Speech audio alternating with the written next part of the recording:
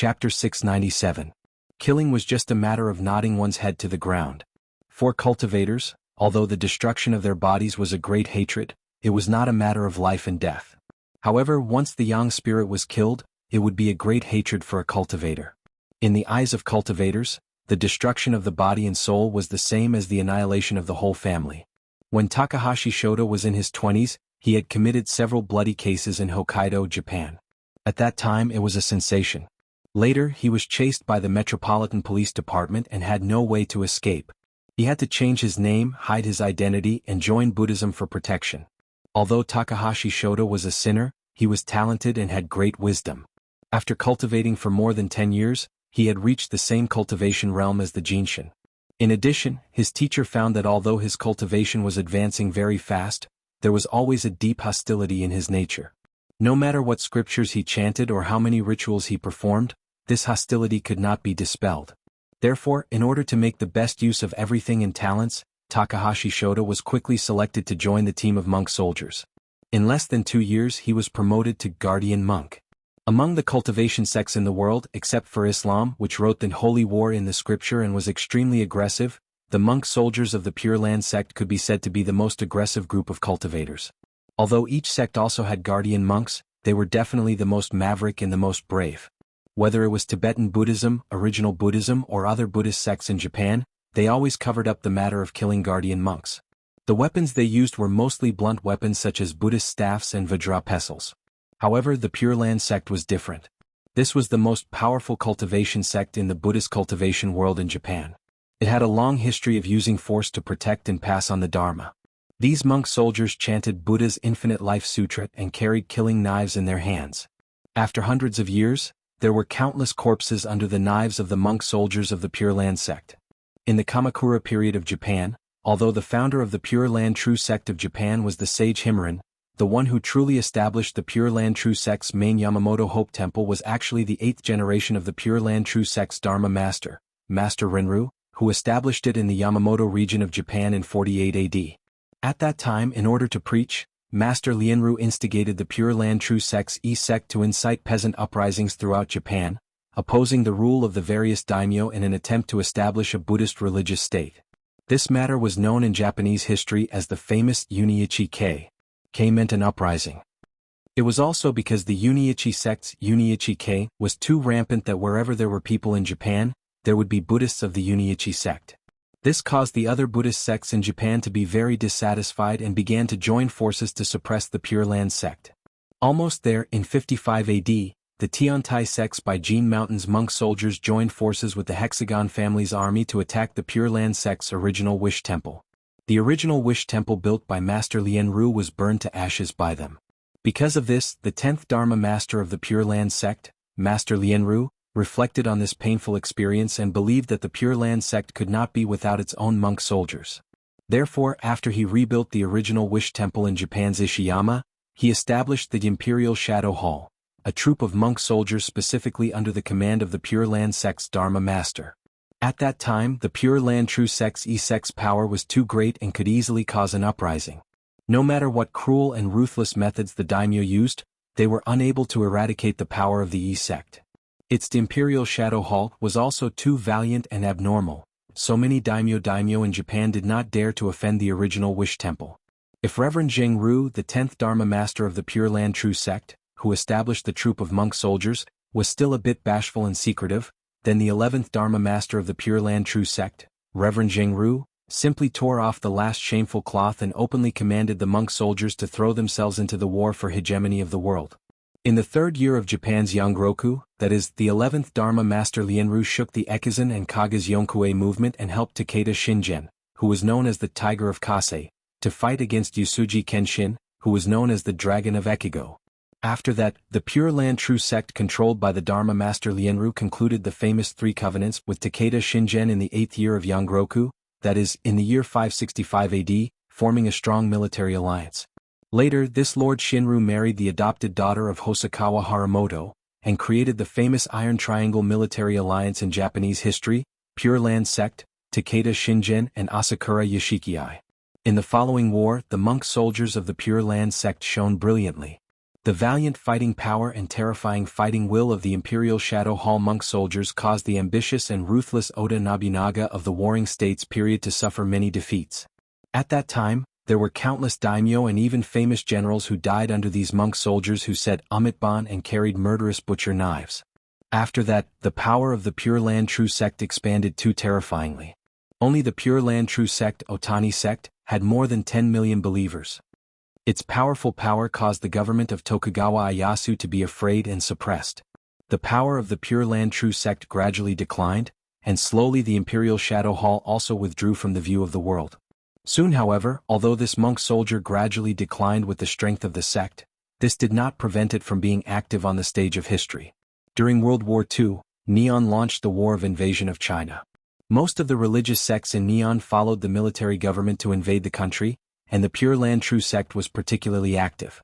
Other cultivation sects often only sent cultivators who followed the army to be responsible for rescue, condolences, prayers, burials and other matters.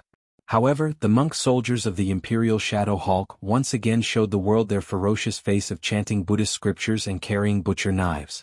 In recent years, the Imperial Shadow Hall of the Pure Land True Sect had slowly hidden from the world. However, Takahashi Shota's made the cultivators of various sects suddenly recall the tragic memory from decades ago. Takahashi Shota was burly, and the Zen knife in his hand was very different from the traditional samurai sword of Neon. This knife was wide, the back was thick, and the tip was slightly pointed, which made it easy to chop and stab. There were 2 deep bloodletting grooves on the body of the knife. Between the bloodletting grooves and the cold and sharp blade, there were exquisite Buddhist patterns engraved. At a glance, everyone saw that the big knife, which was carved with the image of Amitba, was dripping with blood, which was indescribably terrible and ferocious. Saionji Tsunekatsu saw that Takahashi Shota had gone forward to kill a cultivator of Wuxia without his consent. He frowned and couldn't help shouting, "Takahashi, why did you do such a cruel thing?" For Saionji Tsunekatsu and the other cultivators of various sects, they did not intend to form such an unsolvable blood feud with the cultivation world of Wuxia. However, Takahashi Shota's actions caught them off guard and made them all furious. However, Takahashi Shota turned his head, held the butcher knife in his hand, and said with a ferocious face, "Tsunekatsu, do you want to ask me for advice?" Huaxiao in Japan had a deep spirit of martial arts, which was vividly reflected in the young monk of Jinyin Tantrism, Saionji Tsunekatsu. However, it was the Imperial Shadow Hall monk soldiers of the Pure Land School who really carried the martial arts to the extreme, to the point of perversion. Saionji Tsunekatsu knew very well that this group of monk soldiers of the Imperial Shadow Hall was a group of killing machines that existed in the world to kill people. They would not be polite to him. In this situation, as long as he said a few wrong words, he was afraid that the other side would cut him with the knife. Even though Saionji Tsunekatsu had received the 5 parts of Kaisai Hikaryuni's enlightenment, his cultivation at this time was not much higher than that of Takahashi Shota. Especially at this time, Takahashi Shota had killed Zhou Kunshin with a knife. His whole body was surrounded by murderous intent, and his whole face was as ferocious as a ghost. Even a guardian like him could not help but be frightened and did not dare to fight with him head-on. Saionji Tsunekatsu took a step back and involuntarily said, "Why should I ask you for advice?" Takahashi Shota said ferociously, "You are just a vanguard. Why are you pointing at me? Just watch from the side. You are too polite to them. Today I will sweep away these incompetent scoundrels in the Chinese cultivation world." He and Saionji Tsunekatsu were talking in Japanese.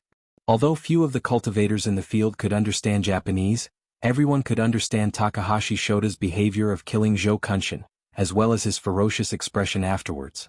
After a brief moment of silence, the various sects suddenly let out a roar that sounded like a volcanic eruption. "Ck your mother, how dare you do such a cruel thing?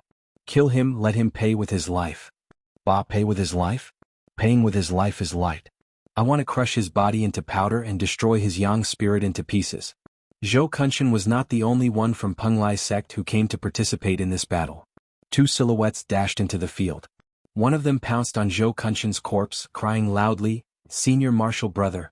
The other one glared at Takahashi Shota with bloodshot eyes. Ziyuan, who was watching from the side, subconsciously exclaimed, "No, don't go."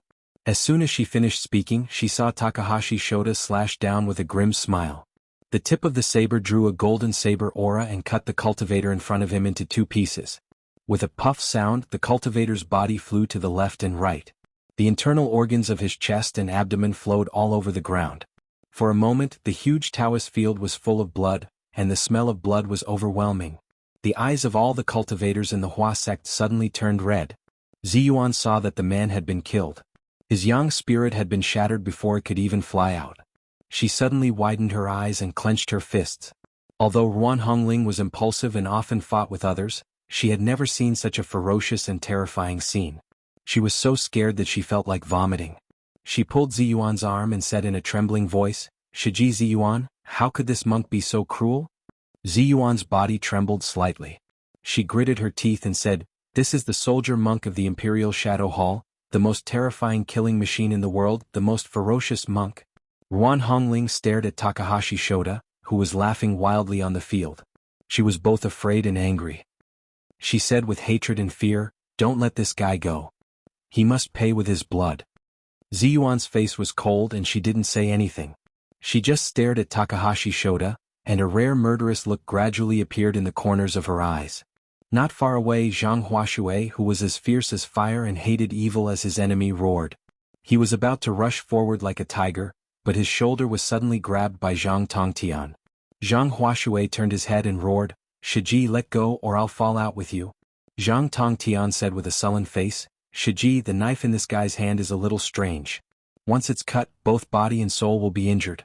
I'm afraid it's a powerful magical weapon that specializes in breaking golden bodies. You are impulsive and easily provoked by him. Let me go." Seeing that his Shiji was not going to stop him, Zhang Huashui immediately stopped, gritted his teeth and said, "No, Shiji, you are the most respected person in the world. You are the only one who has inherited Master's true teachings. If anything happens to you, I'm afraid that our Qingqing sect will end here. Let me go. I have a way to deal with this bastard." Zhang Tongtian stared at Zhang Huashui. He clenched his fists on Zhang Huashui's shoulders and said, "You must win." Zhang Huashui smiled angrily. "Not only will I win, but I will also tear this bastard to pieces." After that, he strode toward the field. Chapter 698. When Zhang Ling of the Jingyi school saw that Takahashi Shota had killed 2 people in a row on Mount Longhu, she was so angry that her whole body trembled. With a roar, a blazing flame suddenly ignited in her hand. She moved and was about to pounce on Takahashi Shota, but as soon as she moved, she was grabbed by Zhang Kongyun. Zhang Ling turned her head and said sternly, "Let go." Zhang Kongyun grabbed Zhang Ling's wrist tightly, and his fingers were like iron hoops. He said in a deep voice, "Eldest Shiji, you can't go. You're no match for him. Let me go." Zhang Ling stopped and said in a cold voice, "Well, you must win. When has our Jingyi school ever been bullied like this?" Zhang Kongyun did not answer her. He just stared at Takahashi Shota and the bloody butcher knife in his hand. He tightened his belt. As soon as he walked to the field, he saw Zhang Huashui striding in. Then 2 middle-aged cultivators from other sects also entered the field angrily. They looked at each other and were slightly stunned. Just as Zhang Kongyun was about to speak, he heard Zhang Huashui roar, "Are you guys going to compete with me? Get out of here. I'll beat whoever fights with me first." Zhang Huashui was one of the famous top 10 golden body experts in the cultivation world, and also had the nickname Fierce Zhang Fei. He had a full beard on his face, and at this time his beard and hair were all fluttering. His skin was also quite dark, and his eyes were even more angry like copper bells. His appearance really looked like the resurrection of Zhang Ida, and his appearance was terrifying.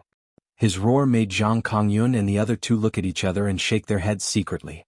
Zhang Kongyun bowed slightly to Zhang Huashui and said in a loud voice, "Jinren Zhang, be careful of his saber." After that, he retreated.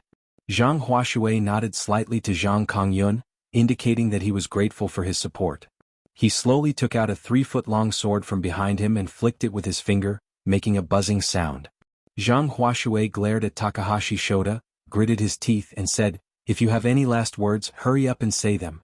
At this time, the sects were already furious and they all shouted, "Jinren Zhang, why are you talking to him? Go up and kill him." Takahashi Shota saw that after he entered the field, he was holding a 3-foot-long Qingfeng sword.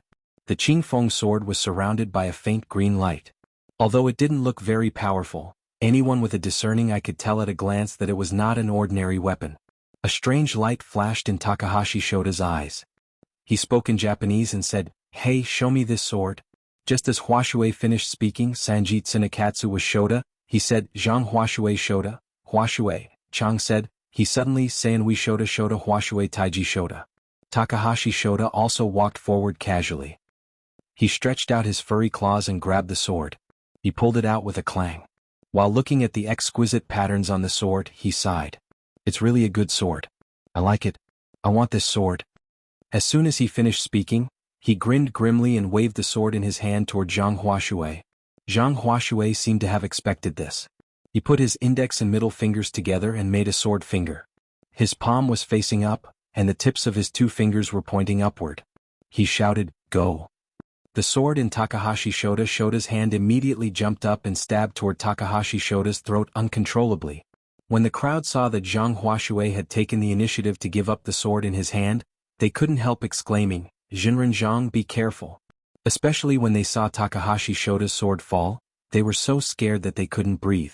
But in the blink of an eye, Zhang Huashui immediately reversed the unfavorable situation.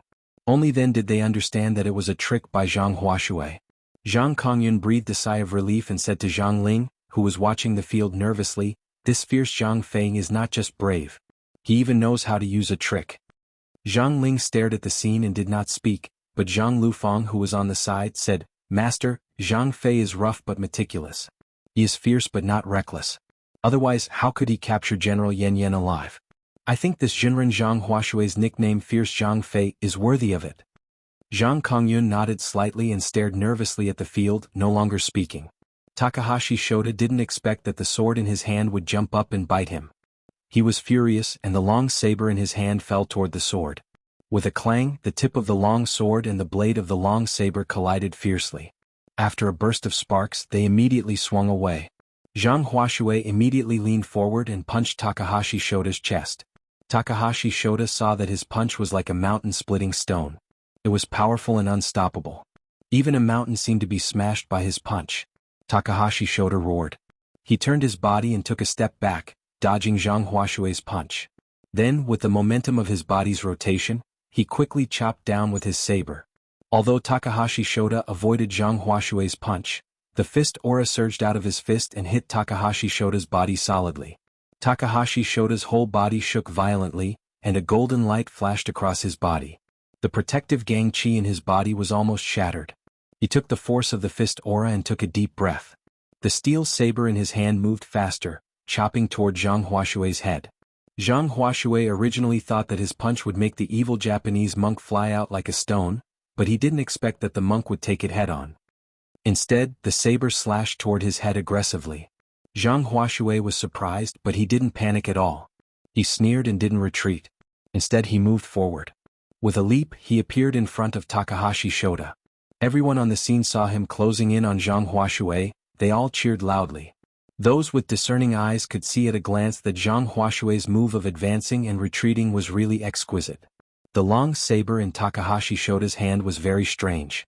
Not to mention the fierce gang chi, it could kill a Yang spirit master from more than 10 meters away. If Zhang Huashui retreated, although he could avoid the steel saber, he couldn't avoid the gang chi. As he approached, he was just in the blind spot of Takahashi Shoda's hands. When the hilt of the steel saber fell, it just fell on his shoulder. How could it hurt him? As Zhang Huashui approached, he immediately took the initiative. His hands moved quickly, like beating drums. His fists fell like rain, hitting Takahashi Shoda's chest. The sound of this short fight was like a storm. The cultivators of all sects on the field only felt that they had vented their anger. As soon as they cheered, they saw Takahashi Shoda suddenly roar. He gritted his teeth and spat a mouthful of blood at Zhang Huashui's head. A battle between masters only lasted for a moment. When one's realm reached the level of a Jinshin master, the battle of magic weapons was secondary, especially for masters like them. This kind of close combat was really the most dangerous thing in the world, and the outcome could be decided in the blink of an eye. Zhang Huashui didn't expect Takahashi Shoda to fight back like this. At this time, he and Takahashi Shoda were almost face to face. At such a close distance, he was suddenly attacked by his opponent. In particular, there was a fierce wind in the opponent's mouth full of blood. Obviously, there was a hard object mixed in it, aiming at his eyes. Although a Jinshin master could protect his body with a strong Jinshin, he couldn't protect his eyes. Moreover, Takahashi Shoda was a Jinshin master himself, so his Jinshin could naturally break through the Jinshin. Zhang Huashui only had time to close his eyes subconsciously before he felt a sharp pain in front of his eyes, as if his eyes had been stabbed by an iron bar. He let out a loud roar and knew that the situation was not good. He immediately controlled his personal sword to draw a sword flower in front of his body, tightly protecting his body, and then he frantically retreated. Sure enough, Takahashi Shota's attack was successful. He immediately brandished his broadsword and chopped it down. The steel broadsword and the long sword fought fiercely. Everyone could only see the light of the sword and sparks flying in all directions. When the sword and the knife separated again, Zhang Huashui had already fallen to the side of the field. Zhang Tongtian rushed forward and supported his body. Zhang Tongtian looked over and saw that Zhang Huashui's tightly closed eyelids were red. He let out a heart-wrenching roar and shouted, "It hurts so much. My eyes." Zhang Tongtian grabbed him and said in a deep voice, "Shirdi, don't move. Let me see." Zhang Huashui closed his eyes tightly and roared, "Shirdi, let me go. I'm going to kill this beast. My eyes, ah." Zhang Tongtian pressed Zhang Huashui tightly with both hands and said angrily, "Don't be impulsive. You've already lost. Shirdi, as long as you're alive, there's hope." Zhang Huashui turned a deaf ear to him and roared, ready to rush up again. Zhang Tongtian's eyes were red. He used his palm as a knife and slashed at Zhang Huashui's neck, making him faint. He turned his head and ordered his disciples to take Zhang Huashui off the field, while he glared at Takahashi Shota with sharp eyes. Takahashi Shota originally wanted to take advantage of the situation to chase after Zhang Huashui and take his life with one blow, but he suddenly saw a long sword hanging in the air behind Zhang Tongtian. The long sword was blooming with three-colored divine light, majestic and awe-inspiring. Although Takahashi Shota was fierce and arrogant, he was not a fool. At a glance, he could tell that this was one of the best magic swords in the Chinese cultivation world.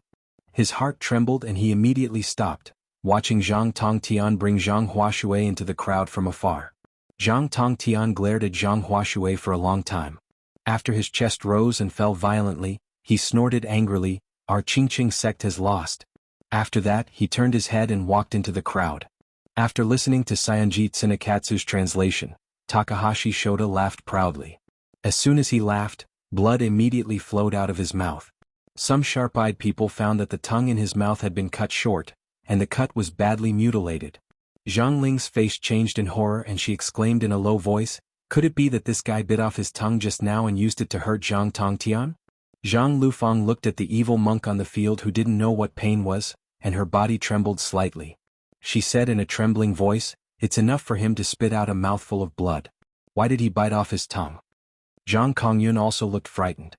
"Do you think this mouthful of blood was the blood that Zhang Huashui had hurt him with a series of punches? No, you're wrong. The strongest parts of a cultivator are the 5 internal organs. If the 5 internal organs were beaten to the point of bleeding, then Takahashi Shota would have been dead long ago. How could he have spat out such a fierce gang strength? He bit off his tongue to spit out this mouthful of flesh and blood. This person is really terrible.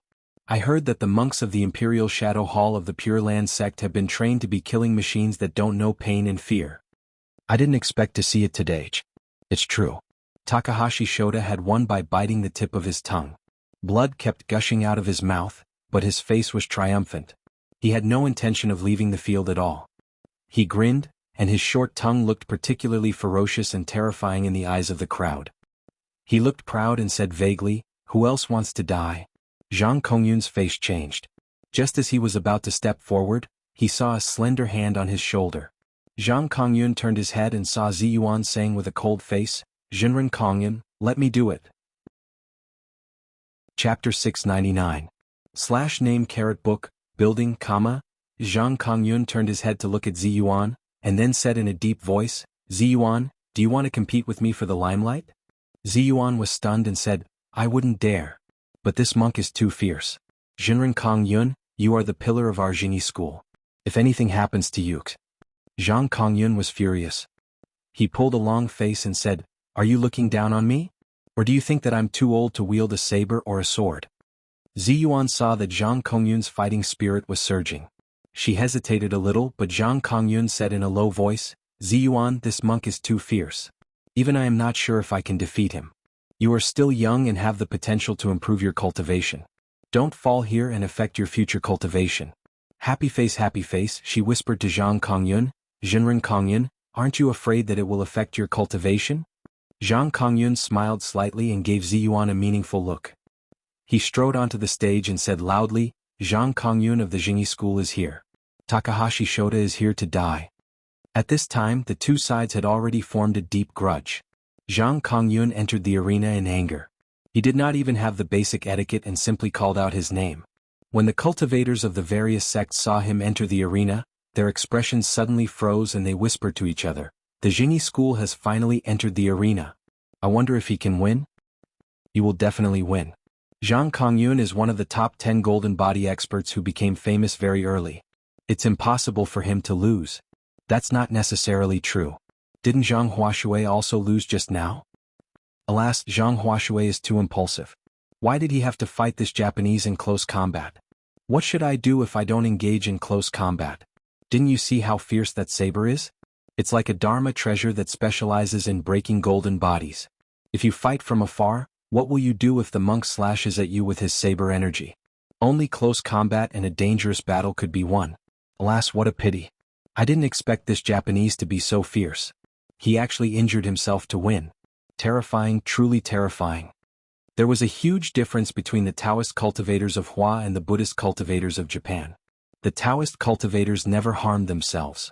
They were a group of people who cherished their own bodies the most in the world. They believed that blood and flesh came from their parents, so there was no reason for them to hurt themselves. In order to cultivate their moral character, they took care of their lives in an orderly manner. They clearly separated what they could eat and what they couldn't eat. Moreover, they persisted in doing so for decades. Happy face, this group of people was elegant but not ferocious. Cultivators of the Taoist faction didn't cultivate to fight and kill, they wanted to become immortals and go to the 9 heavens immortal world. Therefore they cultivated great arts and techniques instead of killing. However, the Buddhist cultivators of Japan were different.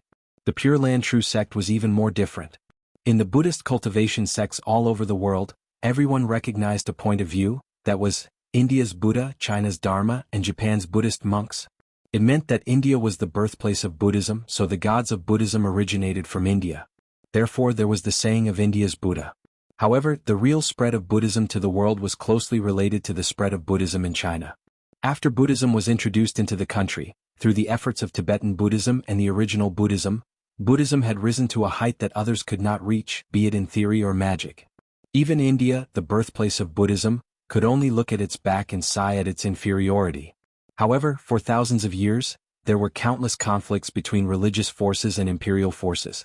Buddhism had suffered several great disasters. Countless monks died or returned to secular life, which greatly weakened the power of the monks of Buddhism.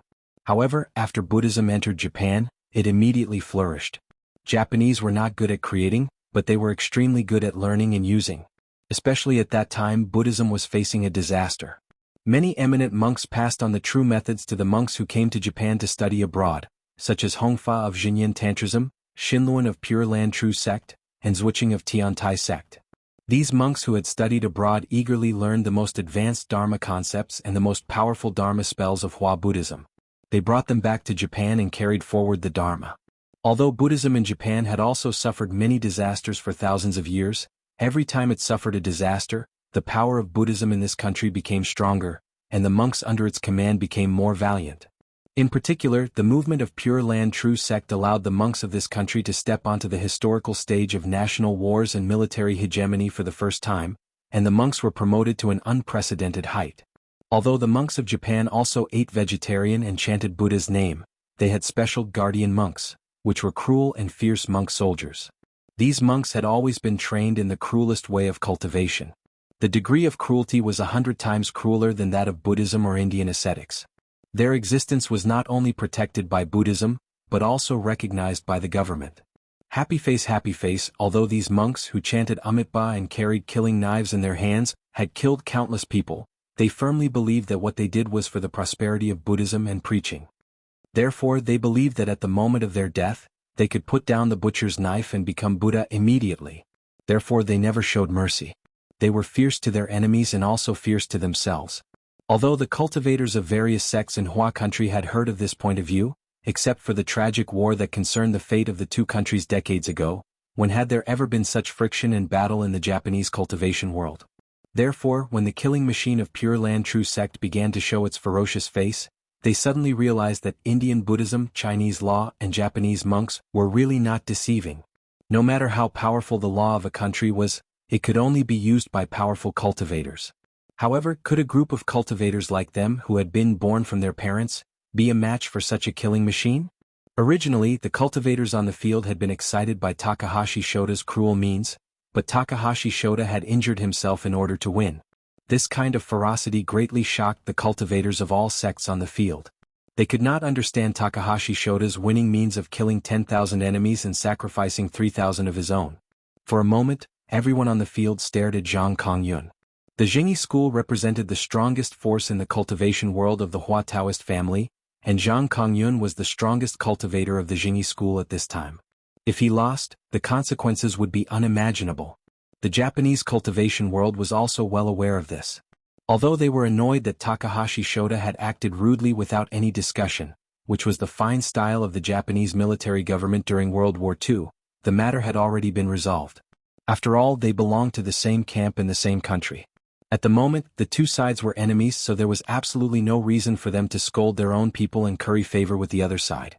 Even if they wanted to uphold justice, they did not dare to stand up and say a word, because at this time, whoever dared to speak up for the cultivation world of China would definitely become a sinner in the Japanese cultivation world. They would either be destroyed immediately or disappear in the long river of history with their sections. At this time, when they saw Zhang Kongyun appear, they couldn't help but become nervous. Many people spoke loudly to Takahashi Shota in Japanese, constantly giving him advice and telling him how to deal with it. Takahashi Shota also restrained the arrogance on his face and carefully looked at the opponent in front of him. Similarly, there were also many cultivators from the cultivation sects in China who were loudly giving advice to Zhang Kongyun. For a moment, two languages were mixed in the field. You said yours, I said mine, and it was extremely intense. Ruan Hongling grabbed Ziyuan's arm nervously and whispered, Shiji, can Jinren Zhang Kongyun win? Although the two sides had been fighting and killing each other before, at this time, they were facing a common enemy, so she couldn't help but be nervous. Ziyuan said in a low voice, I don't know. If Jinren Zhang is determined to fight to the death, he has a great chance of winning, but if... Before she could finish her words, she saw Zhang Kongyun suddenly shout. His body moved and he rushed toward Takahashi Shota like a cannonball. Seeing that he was going to fight hand to hand, everyone exclaimed. Some even stamped their feet and said, Damn it, don't fight hand to hand. When Takahashi Shota saw him approaching, he was overjoyed. With a grim smile, he slashed down with his knife. However, as soon as his knife hit Zhang Kongyun's body, Zhang Kongyun in front of him was instantly shattered, and he himself appeared behind Takahashi Shota in the blink of an eye. In an instant, a sword appeared in his hand and stabbed toward Takahashi Shota's back. Although Takahashi Shota also had a jinshin to protect himself, his opponent also had a jinshin. Under the two offset, he didn't dare to rely on the jinshin to resist it. He shouted loudly, turned around and slashed. This slash had the power of the returning horse saber. It was ferocious and the angle was tricky. If Zhang Kongyun did not retract his sword, this slash would definitely hit him as well. Takahashi Shota thought that Zhang Kongyun would save himself first and then try to hurt the enemy. However, as soon as he slashed out with his knife, Zhang Kongyun disappeared again. There was only a sword left in front of him, still stabbing toward him as fast as lightning. Takahashi Shota was taken aback. He suddenly felt a powerful force approaching from above his head. When he knocked away the long sword in front of him with his saber, he looked up and saw a bolt of lightning falling from the top of his head in an instant. It went straight to the top of his head. With a bang, Takahashi Shota's body immediately trembled. Although he had a jinshin to protect himself, this lightning bolt almost broke his jinshin. Takahashi Shota was shocked and angry. Just as he was about to fight back, he saw Zhang Kongyun appear in front of him again. There was a talisman on his fingertips and he stuck it to his forehead. Takahashi Shota shouted angrily and slashed with his knife. However, Zhang Kongyun disappeared again like a ghost, and a talisman flew lightly in front of him. The talisman on it quickly turned red and bright, and then it exploded with a bang. Gravel flew everywhere and smoke filled the air. Takahashi Shota's body was shrouded in it, and he couldn't see it at all. The fight between the two of them seemed to take a long time, but in fact it only took a few seconds. The cultivators on both sides saw that Zhang Kongyun seemed to have transformed into several people at the same time, casting spells at the same time. He attacked Takahashi Shota from all directions, catching him off guard and making him unable to fight back. Ziyuan stared at Zhang Kongyun without blinking. Ziyuan stared at Zhang Kongyun intently. In her heart, she had a vague understanding of the mystery of Jinshin fighting methods that Li Yunyang had once mentioned. She saw that although Zhang Kongyun was old, he was worthy of being a veteran who had cultivated for decades. All kinds of magic came out one after another. Zhang Kongyun almost didn't cast any magic or chant any incantations. It was as if everything in the world was a part of his body, and he could command it as if it was his arm. In just a short while, Zhang Kongyun had surrounded Takahashi Shota and used dozens of Taoist magic. Takahashi Shota was like a beast with brute force but trapped by an invisible big net. He roared angrily but he couldn't catch Zhang Kongyun's real body. Although Zhang Kongyun's magic couldn't break Takahashi Shota's Jinshin, when the lightning summoned by Zhang Kongyun hit him, it would still cause the qi and blood in his body to fluctuate. The fire magic exploded in front of him, causing dust to fly everywhere and greatly affecting his vision. In particular, Zhang Kongyun would release a few earth magic from time to time, making Takahashi Shota worry about what would happen under his feet. Although this couldn't cause direct harm to Takahashi Shota, every time he wanted to step on the ground would sink, causing him to step on nothing. This kind of psychological blow and turmoil was really indescribable. Takahashi Shota was originally violent and impatient. At this time he was surrounded and beaten by Zhang Kongyun, so he roared again and again. When the cultivators of the various sects in China saw that Zhang Kongyun had the upper hand, they immediately cheered and cheered. However, the cultivators of the various sects in Japan fell into a dead silence for a while. Ruan Hongling watched as Takahashi Shota was surrounded by Zhang Kongyun. Zhang Kongyun hit him with his left palm and his right sword. In a short while, Takahashi Shota was covered in wounds and bleeding. She pulled Ziyuan's arm in surprise and whispered, "Shiji, are we going to win?" Ziyuan nodded slightly and said, "Jinren Zhang's method is right. The Japanese monks are indeed very strong, but their magic is single and can't be compared with ours." He besieged the other party with all kinds of powerful magic, cutting his flesh with a blunt knife, slowly letting him bleed, and then exhausting him to death. This is the best strategy. While she was speaking, she saw one of Zhang Kongyun's doppelgangers being smashed by Takahashi Shota's knife. However, the doppelganger's long sword pierced Takahashi Shota's chest with a puff, and the tip of the sword went straight through his back. The cultivators of the various sects in China all cheered. Ruan Hongling even shouted with ecstasy, "We won!" Chapter 700. At this moment, Zhang Kongyun saw that his long sword had pierced through his opponent's body. He immediately leaned forward, turned his hand and slapped Takahashi Shota's forehead. In his opinion, this sword must have pierced the opponent's lungs. Once the 5 internal organs were damaged, the 5 elements in the cultivator's body would collapse. Once the 5 elements collapsed, the small universe would also be fragmented, and the essence, qi and blood would no longer be able to flow smoothly to the 3 dansins. Naturally, the cultivator would use Jinchi. Without Jinchi, the Jinshin would not be far from being broken. Zhang Kongyun saw that his opponent's golden body was about to be broken, and it was time for him to beat the drowning dog. He immediately revealed his true body and slashed at him with an incomparably powerful heaven-flipping palm. The power of the doppelganger and the power of magic were naturally not as powerful as the attack of his real body. Zhang Kongyun was confident that he would win, so he made a prompt decision to kill. However, he never expected that a killing machine like Takahashi Shota had already known his body like the back of his hand. At the moment when Zhang Kongyun's sword pierced his body, he avoided the vital parts of his lungs. The long sword went straight through the middle of his lungs. This sword seemed fierce, but in fact it did not hurt the 5 internal organs. Takahashi Shota didn't even look at the sword in his chest. He grinned grimly and instead of retreating he suddenly rushed toward Zhang Kongyun. The Zen knife in his hand moved from bottom to top, and he used the reverse kasaya of the ancient Japanese martial arts. This strike was hidden and sinister. It was a unique skill in Japanese kendo. If it hit the target, even if the target was not cut in half, the vital parts of the target would not be safe. Especially at this time he was already very close to Zhang Kongyun. He didn't even look at Zhang Kongyun's palm. He only wanted to die with his opponent. At this time, everyone exclaimed. Zhang Kongyun's face changed in an instant. He gritted his teeth and thought to himself, "Damn it, I was too rash. I should have consumed him for a while." But at this time it was too late for him to regret. The other party's Zen saber, which could destroy the golden body and the yang spirit, had already reached his knee. Although his palm had also slapped an inch in front of the other party's forehead, Even if he could kill the other party's steel saber would not stop moving. If it was swung up, he was afraid that he would die without a doubt. Should he trade his life for hers or retreat? Zhang Kongyun thought quickly. Just as he was hesitating, he suddenly heard Zhang Lufang and Hardadef's exclamations. They shouted at the same time, "Master?" At this moment, a thought flashed through Zhang Kongyun's mind: if I die, what about my disciple? Who will pass down my life's cultivation? Who will inherit my mantle? The most important thing for Chinese cultivators was the inheritance of techniques. Zhang Kongyun had been cultivating for decades and had long been qualified to set up his own sect. For a cultivator like him, there was nothing more important than the inheritance of techniques. That was why he finally accepted a foreign disciple like Hardadef. But for Takahashi Shota, death was a kind of liberation for him. Once he died, it would be the time to lay down the butcher's knife and become a Buddha on the spot. Therefore, the monk soldiers of the Imperial Shadow Hall of the Pure Land sect had never been afraid of death. Comparing the two, the situation was instantly reversed. Zhang Kongyun made a decision in an instant.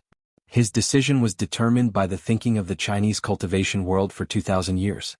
The Dharma of China could never be broken. As for the Japanese monk, if one died, more people would stand up. Exchanging one's 10,000-year body for a vicious monk like the other party was like throwing jade against rubble. It was not worth it at all. Zhang Kongyun retreated in an instant, and his figure disappeared in an instant. On the other hand, Takahashi Shota seemed to have expected this move.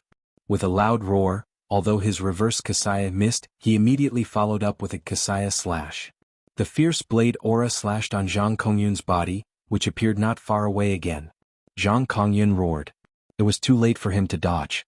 Although he thought about it and his long sword appeared in front of him in an instant to block the attack, the momentum of the saber gang blasted him away like a cannonball. A bloody mark immediately appeared from his forehead to his chest, and then blood gushed out. Zhang Kongyun fell to the side of the field. The disciples of the Jingyi school were all shocked. Zhang Ling rushed over to Zhang Kongyun and quickly helped him stop the bleeding and take medicine. Zhang Lufang rushed over and cried, "Master, don't scare me." Zhang Ling checked Zhang Kongyun's pulse and said in a deep voice, "He's fine.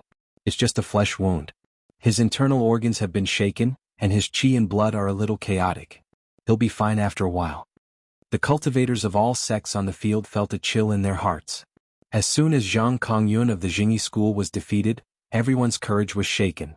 For a moment, no one dared to step forward. At this moment, the situation was reversed. The cheers of the cultivators of all sects stopped abruptly, and everyone fell into silence. Zhang Kongyun had also been defeated. No one from the Jingyi school could make a move anymore. Next, who could stop this Japanese? China's long-standing Dharma was so vulnerable in the face of a Japanese monk who was not afraid of death? Takahashi Shota suddenly pulled out the long sword from his chest. Blood was flowing from his chest, but he didn't even look at it. He just took out a medicine bottle from his sleeve, poured some powder on his wound, and then wiped it a few times. Then he smiled ferociously and said, "Who's next?" Although most of the Chinese cultivators on the field didn't understand what he was saying, they could guess what he meant when they saw the expression and movements of the evil monk. For a moment there was a dead silence and no one answered. Takahashi Shota shouted loudly on the field again. Ziyuan, who was on the side of the field, frowned. She took a deep breath and took a step forward. Just as she was about to speak, Ruan Hongling grabbed her and said in a trembling voice, "Shiji, can you win?" Ziyuan turned her face and said in a determined voice, "Even if I can't win, I must not let him continue to be arrogant." Ruan Hongling's heart trembled when she heard this. She knew that Ziyuan was going to fight with the determination to die. She opened her mouth and wanted to dissuade her, but she didn't know what to say. She could only watch Ziyuan walk up step by step. However, as soon as Ziyuan took a few steps, she heard a loud voice shouting, "Sister Ziyuan?" Ziyuan turned her head and saw two flashes of blue light. Two figures appeared in front of her in the blink of an eye. It was Su Chan and Zhou Qin. Ziyuan was suddenly shocked. "Why are you here?" Su Chan's eyes widened as she looked at the bloody Taoist field. Before she could greet her, she said in horror, "What happened? Why is it so tragic?" Ruan Hongling, who was standing to one side, quickly explained the situation in front of her.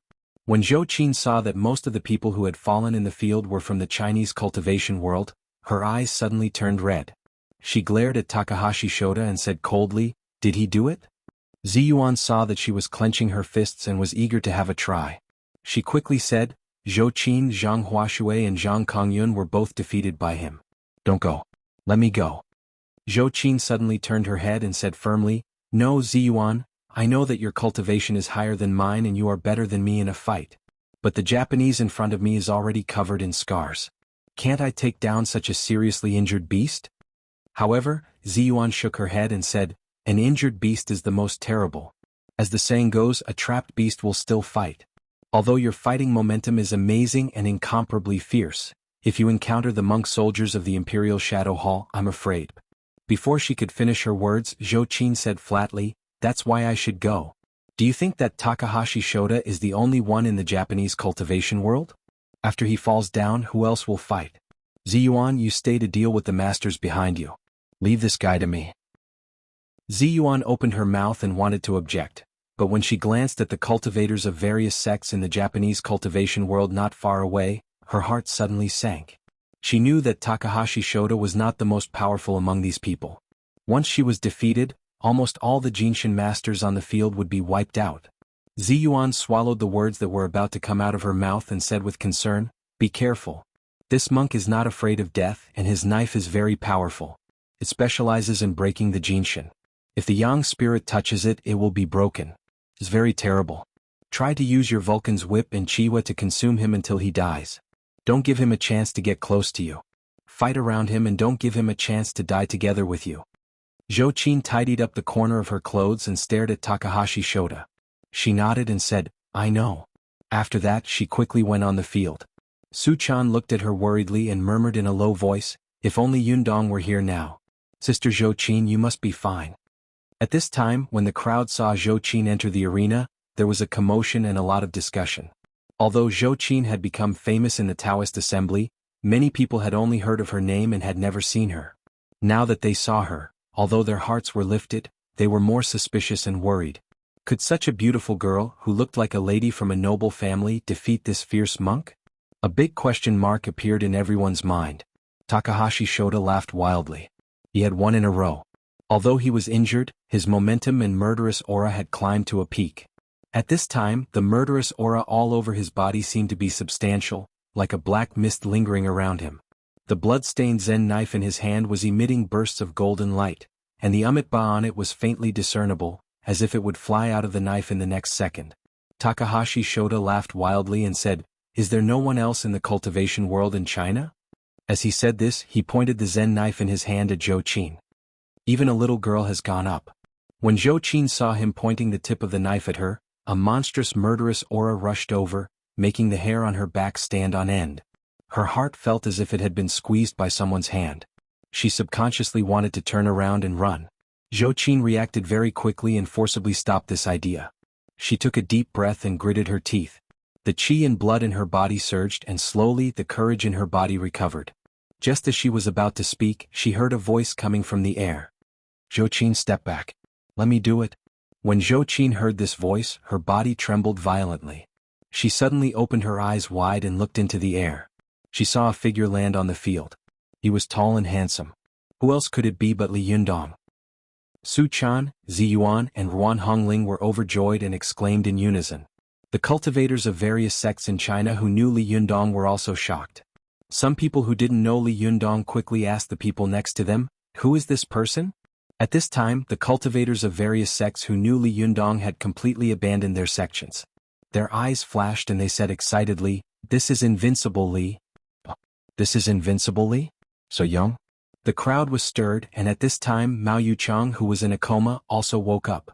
She stared at Li Yundong on the field and thought to herself, This invincible Li. Is he really invincible? Although the purpose of the cultivators of various sects in Japan was to meet Li Yundong, they had found that Li Yundong had not come before and thought that he would not appear again. But at this time, Li Yundong's sudden appearance immediately caused a commotion. The man who had defeated Masako Tachibana and ended the 10-year history of Xinyan Tantrism dominating the cultivation world had once again appeared in front of them. Last time they had suffered a great humiliation. This time, could they get back such a humiliation? Today's 2 nights are over. In addition, 17 groups of 1610904955 Fox dens are open. Chapter 701. The cultivators of all sects in Japan looked at the young and handsome man in front of them with complicated eyes. Si Xingguang put his hands on his chest and laughed. He really came. He finally came. Si Chuyun's eyes, which had been drooping, also raised at this time. She stared at Li Yundong with bright eyes, and a meaningful smile appeared at the corner of her mouth. Finally, it's getting interesting. Si Xingguang said to Sanji Tsunekatsu in a low voice, "Go and call Takahashi Shota down. He can't fight anymore. In his current state, if he fights with Li Yundong, he will definitely lose." Sanji Tsunekatsu was stunned for a moment. He glanced at Si Xingguang and then shouted to Takahashi Shota, "Takahashi, how about you come down and have a rest for a while?" Although Takahashi Shota didn't know Li Yundong, he clearly heard the whispers of the cultivators of all sects in Japan. His eyes flashed with a strange fanatical light, and he thought to himself, "Is this the famous Li Wudi of China? Well, if I kill him, I will be the most famous person in the Japanese cultivation world." Takahashi Shota didn't seem to hear Sanji Tsunekatsu's voice. He smiled grimly, picked up the Zen knife in his hand, pointed at Li Yundong and shouted, "You are Li Yundong? Well, come up and die." Takahashi Shota was furious. He raised his knife and slashed at Li Yundong's back. This knife was extremely fierce, and in an instant, a deep ditch was cut on the ground. The people on the sidelines suddenly cried out in alarm. "Shameless! Be careful! Despicable man, how dare you sneak attack!" Li Yundong seemed to have eyes on his back. His hands quickly pinched a 9th-level rebirth seal, turned around and slapped his head. Boom! Takahashi Shota's blade aura struck the glittering Rank 9 rebirth seal and suddenly shattered. However, the Rank 9 rebirth seal didn't stop. It was like a huge golden palm that rushed towards Takahashi Shota. Takahashi Shota was shocked. He leaped and narrowly dodged the palm. But even so, his Zen blade was brushed by the golden palm, and half of his arm went numb. Takahashi Shota was horrified. He knew that his Zen saber was specialized in breaking the body protection jinshin of all sections. Once the saber gang was used, it could break everything. However, after fighting with Li Yunyan's Mahamudra, Li Yunyang didn't move at all, while his saber gang was like a piece of paper. What was going on? If he hadn't dodged in time, he would have been slapped so hard that he wouldn't even be able to see his body. Takahashi Shota had won all the battles in a row, so he had naturally become arrogant and underestimated his enemy. At this time he saw Li Yunyang throw a palm strike, glanced at him indifferently, and then turned around as if he didn't take him seriously. Takahashi Shota was shocked and angry, but he didn't dare to attack again for a while. At this time Sanji Tsunekatsu shouted, "Takahashi, come down. You are no match for him." Shota Takahashi didn't wait for him to finish. He turned his head and shouted with a ferocious face, "Shut up. I will definitely defeat him." After that, he gently wiped the blood on the Zen saber with his fingers. Then he took out 2 talismans from his bosom with his blood-stained fingers, pasted one on the Shan acupoint on his chest and the other on the Shinting acupoint on his forehead. He began to recite the incantation quickly. Li Yunyang didn't even look at him. Instead, he turned around and smiled at Zhou Qin, who was beside him. "Aren't you supposed to protect me? Why are you all here?" Zhou Qin looked at Li Yunyang in surprise. Although the situation in front of her was critical and dangerous, her heart was calm. It seemed that as long as the man in front of her was there, even if the sky fell down, he would be able to hold it up with one arm. Zhou Qin pursed her lips and said with a slight smile, "Didn't we leave a note?" Li Yunyang smiled and said, "I know, but there are only a few words on your note, and they are written like crazy cursive. How can I know what's going on?" At this time Su Chan also rushed over. She put her arms around Li Yunyang's arm as if there was no one else around and said intimately, "Yundong, why did you come so quickly? We've just arrived and you're already here." Li Yunyang patted her gently on the arm and said softly, "I was worried about you. When I woke up, I found that there was no one in the room. Oh my God, it really scared me." Su Chan said in surprise, "No way? Where are 5th Shirbua and 6th Shirbua? We didn't leave until they came." Li Yunyang was stunned. "Lu Yuehong and Zhuang Yiting are here too? I didn't see them." Su Chan and Zhou Qin looked at each other. Zhou Qin said, "Master, they did come. If they hadn't said that they would protect you, we wouldn't have dared to leave at all." Li Yunyang was secretly surprised. He thought for a while and said in a low voice, "Maybe something happened to them. Forget it, let's not worry about it now. Where's Ziyuan? Is she okay?" Su Chan raised her hand and said to Ziyuan, who had been outside the field, "Sister Ziyuan is fine. She's over there." Li Yundong looked in the direction of Su Chan's finger and saw that Ziyuan was standing on the sidelines, staring at him. He and Ziyuan looked at each other and smiled at the same time. Although they didn't say a word to each other, there was a tacit understanding between them. Seeing that the other was safe and sound, they both put down their worries. Li Yundong nodded slightly to Ziyuan and asked Zhou Qin, "What's going on here? Why is there blood everywhere?" Su Chan was quick to talk and rushed to tell him what had happened here. When Li Yundong heard that the Japanese had suddenly come here, he laughed and said, "It turns out that they are here to get revenge." Li Yundong glanced at the cultivators of the Japanese sects and saw that there were many masters there. The masters of all sects were staring at him angrily. With so many masters staring at him at the same time, the power was indescribable. If it had been anyone else, they would have been crushed by the pressure of this gaze. However, Li Yundong just smiled coldly. When his eyes swept over Sanjitsu Nakatsu, he was surprised and his eyes burst out with a flash of light. Li Yundong stared at Sanjitsu Nakatsu, patted Zhou Qin and Su Chan on the shoulder and said, "Let's go down first. You don't have to fight." When the three of them walked to the side of the field, Zhou Qin rushed to say, "Master, let me fight this battle. Don't tell me I can't even defeat an injured monk?" Li Yundong looked back and saw that at this time, the two talismans on Takahashi Shota's chest and forehead were constantly emitting bursts of golden light. These lights lingered in front of him, making him look as if he was plated with a layer of gold powder. His originally ferocious and terrible murderous aura also became solemn and dignified. Li Yundong narrowed his eyes slightly and said in a low voice, "Just now, you said that each sect can only send one person. Of course it should be me. It can be said that all this happened because of me, so naturally I should bear the responsibility." Zhou Qin opened her mouth and wanted to say something, but she saw that Takahashi Shota's momentum was strong at this time. His whole body was like a golden Buddha, which was daunting. She also knew that if she won it would be easy. If she lost, then Li Yundong could only watch. If she forced herself to fight, it would definitely cause a big fight between the two sections. Obviously, there were many masters in the Japanese cultivation world. Once they fought together, it was very likely that they would be defeated. Thinking of this, Zhou Qin swallowed her words and said with concern, "Master, you have to be careful." At this time, Ziyuan also said in a low voice, "Li Yundong, be careful. This is the monk soldier of the Imperial Shadow Hall of the Pure Land sect. He is very fierce." Zhang Kongyun and Zhang Huashui were both defeated by him. Li Yundong's heart trembled slightly. Ruan Hongling, who was beside him, gritted her teeth and said, "This evil monk is vicious. He has already killed 2 cultivators of our Hua Taoist family, and he didn't even let go of the Yang spirit. Li Yundong, don't show any mercy." When Li Yundong heard this, he was furious. Only then did he understand what was going on with the blood on the ground. But although he was extremely angry in his heart, his face was still indifferent, and no one could see any clues. He nodded to Ziyuan and Ruan Hongling and said, "Don't worry. I'm here. Nothing will happen." After that, he stepped onto the field. Everyone saw that as soon as he appeared, he immediately suppressed Takahashi Shota's arrogance, especially Li Yundong's arrogant behavior, which made them whisper to each other and talk about it. "It's really invincible, Li.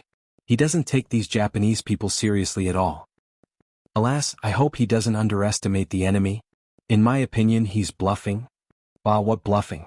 Do you think anyone can be called invincible?" Be quiet, be quiet. Let's see how he deals with Takahashi Shota. In a while, we'll know whether he's really invincible or not." Everyone's eyes turned to Li Yundong, only to see this overly young man standing in the field. His feet were neither ding nor ba, and his expression was calm. There was no sign that he was about to fight fiercely at all. At this time, Takahashi Shota's momentum had reached its peak. The wound on his chest, which had been pierced, was quickly growing granulation, and the wound was stitched up. He raised his head, opened his eyes and shouted loudly. Suddenly, the ground under his feet sank and countless cracks appeared on the hard bluestone, spreading in all directions. Li Yundong looked at him indifferently and gently pinched his fingers in front of him. Everyone saw his 10 fingers flying, as if Buddha was pinching a flower or Sakyamuni was pinching a flower. He was calm and had no power at all. At this moment, everyone felt as if a real Buddha had appeared on the field. Although Li Yundong's momentum was far inferior to Takahashi Shota's, he had a great pressure from head to toe, as if he had become one with heaven and earth and returned to the same origin with all methods. As soon as an expert made a move, it would be obvious whether he was real or not. The cultivators of various sects had high and low cultivation quotients. Those with low cultivation quotients like Zhang Lufeng, Deng Yu, Deng Jiao, and others didn't dare to breathe and their eyes were fixed on him. Those with high cultivation quotients like Mao Yuchang, Su Yangzi, and others exclaimed in unison, "Unity of heaven and man, Buddhism and Taoism?" Although it was just a movement, although it was just a finger gesture, the cultivators of all sects in Japan were shocked by Li Yundong's realm of unity of heaven and man. They knew that although Takahashi Shota was fierce, and at this time he was like a Vajra or an Arhat descending to the world, no matter how fierce and terrifying a monk was, in front of the supreme great way of the world, in front of the supreme sect of heaven and earth, how could he have any chance of winning? Asi Xingguang looked shocked. He murmured, "He has become stronger again. This posture. He has already comprehended the great way of truth. Izumo. This is a genius who is even more outstanding than you." Asi Chuyin didn't say a word. He stared at Li Yundong with fanatical and excited eyes. Sanji Tsunekatsu, who was standing to one side, suddenly shouted, "Takahashi, you have fought many battles in a row. Why don't you come down and rest for a while?" Takahashi Shota didn't understand. How could he know what he was talking about? Sanji Tsunekatsu's words were said to Li Yundong. The subtext was, "Li Yundong, even if you win, you will only take advantage of the exhaustion of the opponent after a winning streak. It's no big deal." Li Yundong naturally understood his trick. He glanced at Sanji Tsunekatsu, and a sarcastic smile appeared at the corner of his mouth. He said lightly, "Sanji Tsunekatsu, I didn't expect to meet you again. Don't worry, I won't take advantage of you. You tell him that I will stand here and let him cut me 3 times. I will never dodge." Sanji Tsunekatsu was both surprised and happy. He was surprised that Li Yundong dared to say such arrogant words and let Takahashi Shota cut him 3 times. Sanji Tsunekatsu was happy that the knife in Takahashi Shota's hand was the Amitabha righteous knife, which had been handed down for 500 years in the Imperial Shadow Hall. It was an extremely powerful Buddhist protective magic weapon. This knife had drunk blood for 500 years, and its murderous aura was extremely strong. Even on their side, no one dared to take a knife head-on, let alone 3. When the cultivators of the various sects in China heard this, they were all shocked and shouted, "Li Yundong, are you crazy? Why did you let him cut you 3 times? Why are you being polite to these little Japanese? Go on, kill him." "Li Yundong, don't underestimate the enemy. Humph, Li Wudi is so arrogant. This knife is specialized in breaking the golden body. I want to see how he can take these 3 knives." Zhou Qin, Su Chan, Ruan Hongling, and the others were also ready to admonish him anxiously, but Ziyuan stopped them and said in a low voice, "Li Yundong has already comprehended the true methods of Buddhism and Taoism. Don't worry. Since he dares to boast, he will be fine." After listening to Sanji Tsunekatsu's translation, Takahashi Shota couldn't help laughing wildly. He pointed the Zen knife in his hand at Li Yundong and shouted angrily, "You're courting death."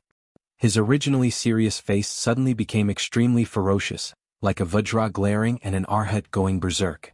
His eyes widened like copper bells and his eyes cracked.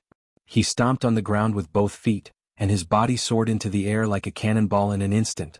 Everyone couldn't help looking up and saw that Takahashi Shota's figure in the sky had turned into a very small black spot. Then the black spot fell from the sky and kept growing bigger. He was fierce, and the airflow around him was boiling with flames because of the friction. He was like an angry Vajra descending from the raging sea, and he cut toward Li Yundong with a knife from above. Chapter 702. Everyone saw that the power of this knife was overwhelming and unstoppable. It was as if even a mountain in front of them would be split by Takahashi Shota's knife. Even a top master like Zhang Tongtian, the leader of the Qingqing sect, was horrified. Takahashi Shota grinned hideously. He saw Li Yundong getting closer and closer in his sight. With this knife he would definitely split this arrogant guy into 2 pieces. Once he defeated this guy, he would become the most famous person in the Japanese cultivation world. As soon as this thought flashed through Takahashi Shota's mind, the Zen knife in his hand slashed nearly 10 meters away from Li Yundong with a bang. It was as if it had hit an invisible hard object. A majestic force bounced back and sent Takahashi Shota flying. Takahashi Shota roared wildly. Half of his body was numb from the shock, and the hand holding the knife was torn. He looked at Li Yundong in shock and anger, only to see a giant Buddha about 10 meters high hovering in front of Li Yundong. This giant Buddha was faintly discernible, both of its hands forming the immovable fundamental seal. Although the 10-meter-tall giant Buddha was like a grain of sand in the ocean when compared to a majestic mountain like Mount Longhu, it was not tall at all. However, on this side peak of Mount Longhu, this giant Buddha exuded an awe-inspiring aura. It was as immovable as a mountain looking down on all other mountains. Takahashi Shota looked at Li Yundong and the giant Buddha in front of him in shock. He knew that this giant Buddha was formed by Li Yundong's yang spirit, but he couldn't understand why Li Yundong's yang spirit was not broken after this knife attack. Takahashi Shota subconsciously took a step back, but as soon as he did so, he immediately became alert. He gritted his teeth and the qi and blood in his body boiled to the extreme. With a loud shout, he rushed toward Li Yundong crazily again. Although he did not borrow the momentum of falling from the sky, the power of this strike was much stronger than before. The steel saber in his hand shone with a golden light, and the Buddha statue on the saber seemed to have come to life, glaring angrily at him. With a boom, the Amitabha righteous saber once again hit Li Yundong's yang spirit.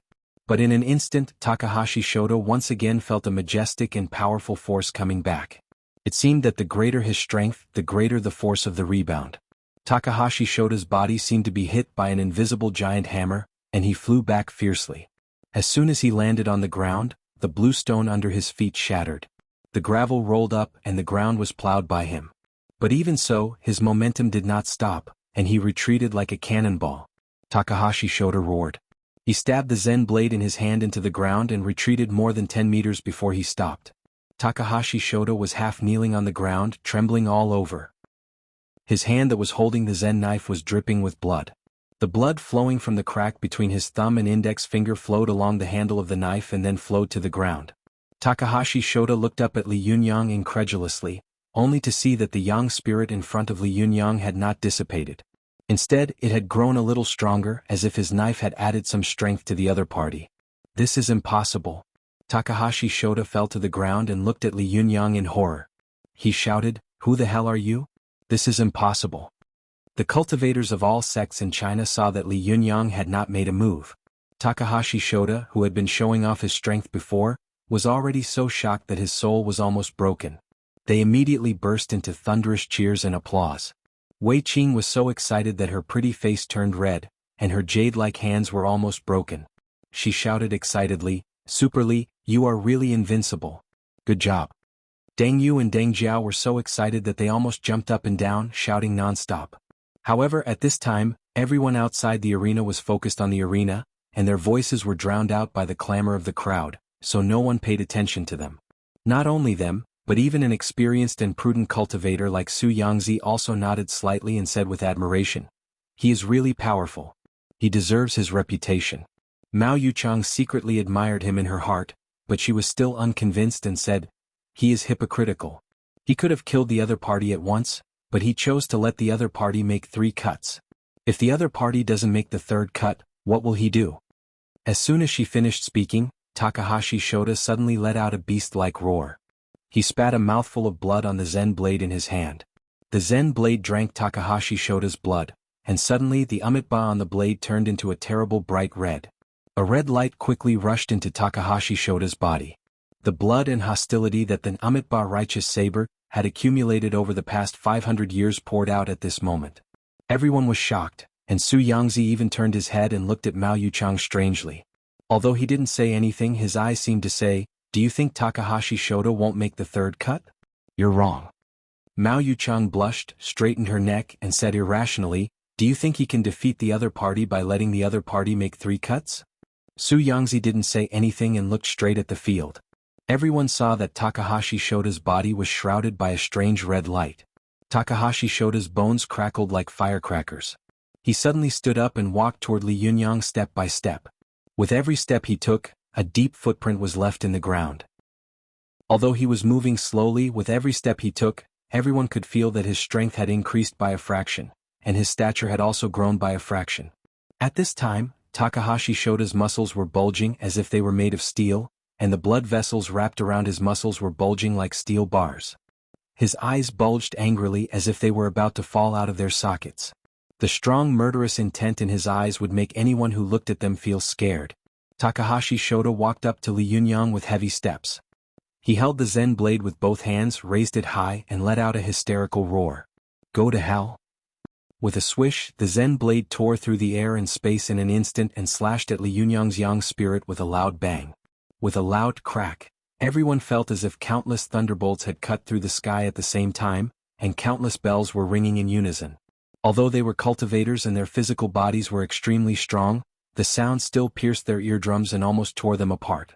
Those with weaker cultivation immediately covered their ears and looked at the field with their teeth bared. Everyone saw smoke and rubble flying everywhere. Takahashi Shota and Li Yundong's figures were drowned in it. Li Yundong's tall and majestic Buddha statue and yang spirit also disappeared. Although the cultivators of the Japanese cultivation sects didn't like Takahashi Shota's arrogance, they couldn't help cheering loudly when they saw Takahashi Shota shatter Li Yunyang's yang spirit. Su Chan, Zhou Qin, and the others on the sidelines were so shocked that their faces turned pale. Their legs went soft and they almost fell to the ground. They thought that Li Yunyang's yang spirit must have been smashed by the opponent, so they couldn't see his huge yang spirit. Once the yang spirit was broken, it meant that Li Yunyang's body would definitely be destroyed. The cultivators of all sects in China also turned pale with horror. Many cultivators stamped their feet and said anxiously, "Alas, Li Yunyang shouldn't have been so conceited. Now it's all over. What should we do? Even Li Yunyang lost. It's over, it's really over this time." Mao Yuchang saw that although Li Yunyang was unfortunately right, she was not happy at all. She gritted her teeth and struggled to stand up. "This idiot, I told you not to show off. Now it's all over. Sherboy, let me go again. Our Chinese cultivation world can't be helplessly." Before she could finish her words, Su Yangzi suddenly reached out to stop her and said, "Don't worry, look." Mao Yuchang looked over and saw that after the smoke on the field gradually dissipated, the figures of Li Yunyang and Takahashi Shota slowly appeared. Li Yunyang was still standing in the same place. He stretched out a hand and pressed his fingers against the blade of the opponent's Zen blade, as if he had held the sharp Zen blade with one finger, making it impossible for him to take another step forward. As for Takahashi Shota, he was covered in blood. He stood there like a statue, motionless. The Amitabha righteous saber in his hand stopped in front of Li Yunyang. There was a faint smile at the corner of Li Yunyang's mouth, full of sarcasm for the opponent's overestimation of his own ability. Everyone was shocked, and the cheers of the Japanese cultivators stopped abruptly. They were all stunned, like chickens and ducks that had been strangled by the throat. How is this possible? His yang spirit has obviously been smashed. Many cultivators on the sidelines were so shocked that they murmured to themselves, unable to understand the scene in front of them. At this time, there were also some sharp-eyed people who saw at a glance that Li Yunyang's fingertips were faintly shining, as if there was a very small Buddha standing on them. Those with high comprehension immediately realized that Li Yundong had shrunk his yang spirit to the tip of his finger in an instant and blocked the ferocious attack of the opponent. Originally, when the yang spirit was extremely huge, it could block the opponent's fierce knife. At this time, it was condensed on the tip of his finger. Although its power had been reduced, its strength had doubled. This was one of the true methods of Buddhism's 8 great freedom heavens. It could be big or small. Takahashi Shota stared at the Buddha, which was as small as a grain of sand on Li Yunyang's fingertips. His whole body trembled uncontrollably. The Amitabha Buddha's righteous saber in his hand, which could cut mountains and stones, was also trembling with him. Cracks slowly appeared on the body of the saber. Then, with a clang, the Amitabha righteous saber was instantly shattered into countless pieces. Takahashi Shota let out a miserable howl, and his body exploded with a bang, turning into a cloud of blood mist. Everyone's faces changed with horror. They knew that this was because Takahashi Shota's terrifying power had been bounced back by Li Yunyang, and as a result, his body had been shattered alive. For a moment, there was a dead silence on the scene, and everyone looked at Li Yunyang in horror. Mao Yuchang's mouth was so wide open that her fist could almost be stuffed in. This guy had let the opponent cut him 3 times, but he had actually killed the opponent. What kind of Taoist magic was this? What kind of power was this? This kind of power was simply unheard of and unseen. Even Ziyuan, Su Chan, Zhou Qin, and the others who knew Li Yunyang the best, stared at him with their eyes wide open. They couldn't imagine how strong Li Yunyang had become after he woke up from meditation this time. Just as everyone was stunned, although Takahashi Shota's body had exploded into a cloud of blood mist in an instant, his yang spirit appeared in an instant. At this time he didn't have the ferocious murderous look on his face. Instead, he looked solemn and stood there with his palms together. He really had the posture of putting down the butcher's knife and becoming a Buddha immediately. Takahashi Shota recited the scriptures, moved his body, and was about to fly in the direction of Japan. However, Li Yunyang snorted coldly. You've cut me 3 times and now you want to leave? Seeing that Li Yunyang was unwilling to let go, the cultivators of the various sects in Japan couldn't help exclaiming loudly, "Li Yunyang, he has already become a Buddha. Let him go." Li Yunyang flew into a rage. Let him go? When he killed our Chinese cultivators here, did he ever let them go? After that, Li Yunyang shouted angrily, "Takahashi Shota, you've killed so many people and you want to become a Buddha? Obediently go to hell." Group 17 is full. Don't join it. Join Group 18, 7311385/**. Chapter 703. After Li Yundong shouted angrily, the faces of the cultivators of various sects in Japan all changed, especially when they saw Li Yundong slap toward Takahashi Shota's yang spirit. Suddenly 2 figures rushed out of the crowd and rushed toward Li Yundong. "Stop!" Li Yundong snorted coldly, and the yang spirit at the tip of his finger instantly turned into a 3-headed and 6-armed wisdom king. 4 of its arms pinched 2 Mahamudra and slapped toward the 2 people who were rushing over from the left and right. The other 2 arms still pinched a Mahamudra and firmly slapped Takahashi Shota's yang spirit. 9078. 8C346H5078678X0U30. 9C709 with a miserable cry, Takahashi Shota's yang spirit was instantly torn apart and turned into countless avatars, frantically fleeing in all directions. This was the power of Jinshin. As long as it was not targeted by a specific powerful magical weapon, even if the yang spirit was smashed, it could still turn into countless avatars and flee in all directions.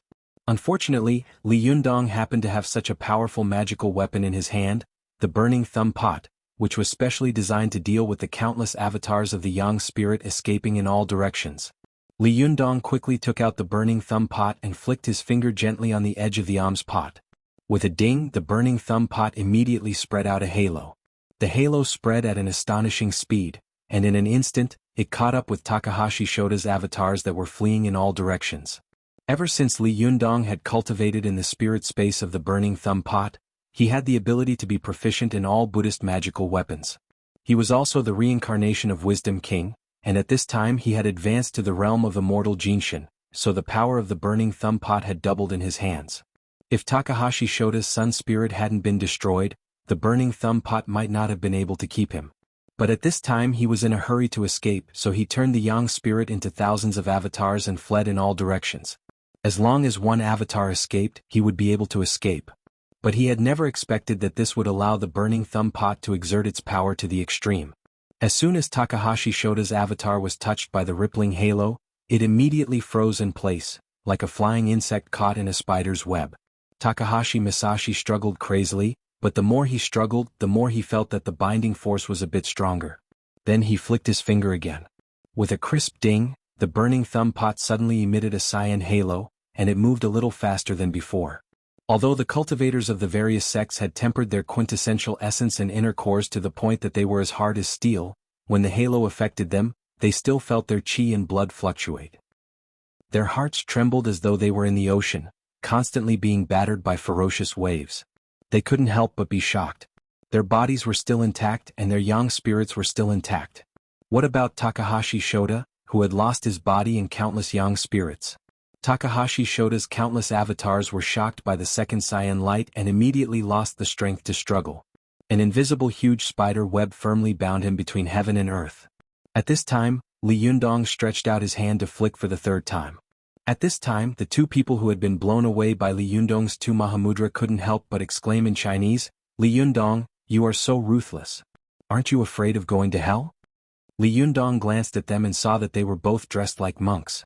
One was wearing a red cassock with a bald head and a square face. He was holding a string of Buddha beads and wearing wooden clogs. The other was wearing a yellow cassock, a bamboo hat and a monk's staff. Li Yundong couldn't help laughing angrily. "Well said. Did you ever say such words when you were ruthless? You Japanese burned, killed and looted in China decades ago, but when you went back you became the gods worshipped in the Yasukuni shrine. Now you've killed all the Chinese cultivators on Mount Longhu. Isn't that the same as trying to kill all of us? You have done this kind of thing, but in the end you will become a Buddha, and I will go to hell for doing this kind of thing? What the F***ck is this?" Li Yundong's scolding only made the cultivators of the various sects in Japan look gloomy, while the cultivators of the various sects in China were proud and cheered loudly. Li Yunyang flicked the burning thumb pot for the third time. With a ding sound, the third halo spread out in all directions. Takahashi Shota's yang spirit doppelganger was instantly pulled back by the halo, and all of them were collected into the burning thumb pot. Everyone saw that after Takahashi Shota's yang spirit doppelganger was pulled into the burning thumb pot, his yang spirit was like a small person trapped in the burning thumb pot. He struggled desperately to escape, but there seemed to be an invisible cage around the burning thumb pot, causing him to run into walls everywhere. When the two Japanese monks saw this scene, they couldn't help but feel anxious. They shouted, "Li Yundong, let him go. We can discuss everything else." Although Takahashi Shota was violent and arrogant, his cultivation was recognized as the top in the Japanese cultivation world. Although there were many Imperial Shadow Hall monk soldiers, there were not many perfect killing machines like Takahashi Shota. In order to cultivate him, the Pure Land True sect had spent a lot of money and material resources. Moreover, his status in the Imperial Shadow Hall of the Pure Land True sect was quite high. If he were to die in China, it would be a big blow to the Pure Land True sect in the Imperial Shadow Hall. Li Yundong sneered and held the burning thumb pot high in his hand so that everyone could see it clearly. He said loudly, "Since you have done this, don't blame us for doing it again. Takahashi Shota killed 2 of us. I'm already letting him off easy by letting him use 1 life to pay for 2 of ours. If you are not afraid of death, just come up. I'll send you to accompany him." After that, he activated his Jinchi, and a blue flame suddenly appeared in the burning thumb pot. As soon as Takahashi Shota's yang spirit was burned by the blue flame, he immediately let out an incomparably tragic wail. His countless yang spirit doppelgangers gathered together in an instant and madly hit the wall of the burning thumb pot. However, as soon as he hit it, the yang spirit was scattered and many doppelgangers were burned. Takahashi Shota let out a miserable howl and immediately gathered together again, madly hitting it again. However, when the number of his yang spirit doppelgangers was intact, it was useless. At this time it was like hitting a stone with an egg. Everyone saw Takahashi Shota struggle for a while in the blue flame like a trapped beast. Slowly the yang spirit was burned less and less, and gradually it disappeared. It turned into a wisp of blue smoke, slowly drifting up from the top of the burning thumb pot, and finally dissipating in the air without a trace. For a moment all the cultivators, whether from China or Japan, were silent. For cultivators, there was nothing more terrifying than the scene in front of them. Not only had the yang spirit been destroyed, but it had also been so cruelly refined and burned to death. It was really creepy. Although the cultivators of all sects in China hated Takahashi Shota to the core, they were still shocked and speechless when they saw this scene. However, after watching Takahashi Shota being refined, the red-robed monk and the yellow-robed monk sat down together. One put his palms together and the other played with the Buddha beads. They began to recite the Sutra of Reincarnation. Zhang Lufang watched for a while and whispered, "Why are you still reciting? His soul is gone. Can you send him to the afterlife?" All the cultivation sects in the world believed that people had souls after death, but they would go to different places.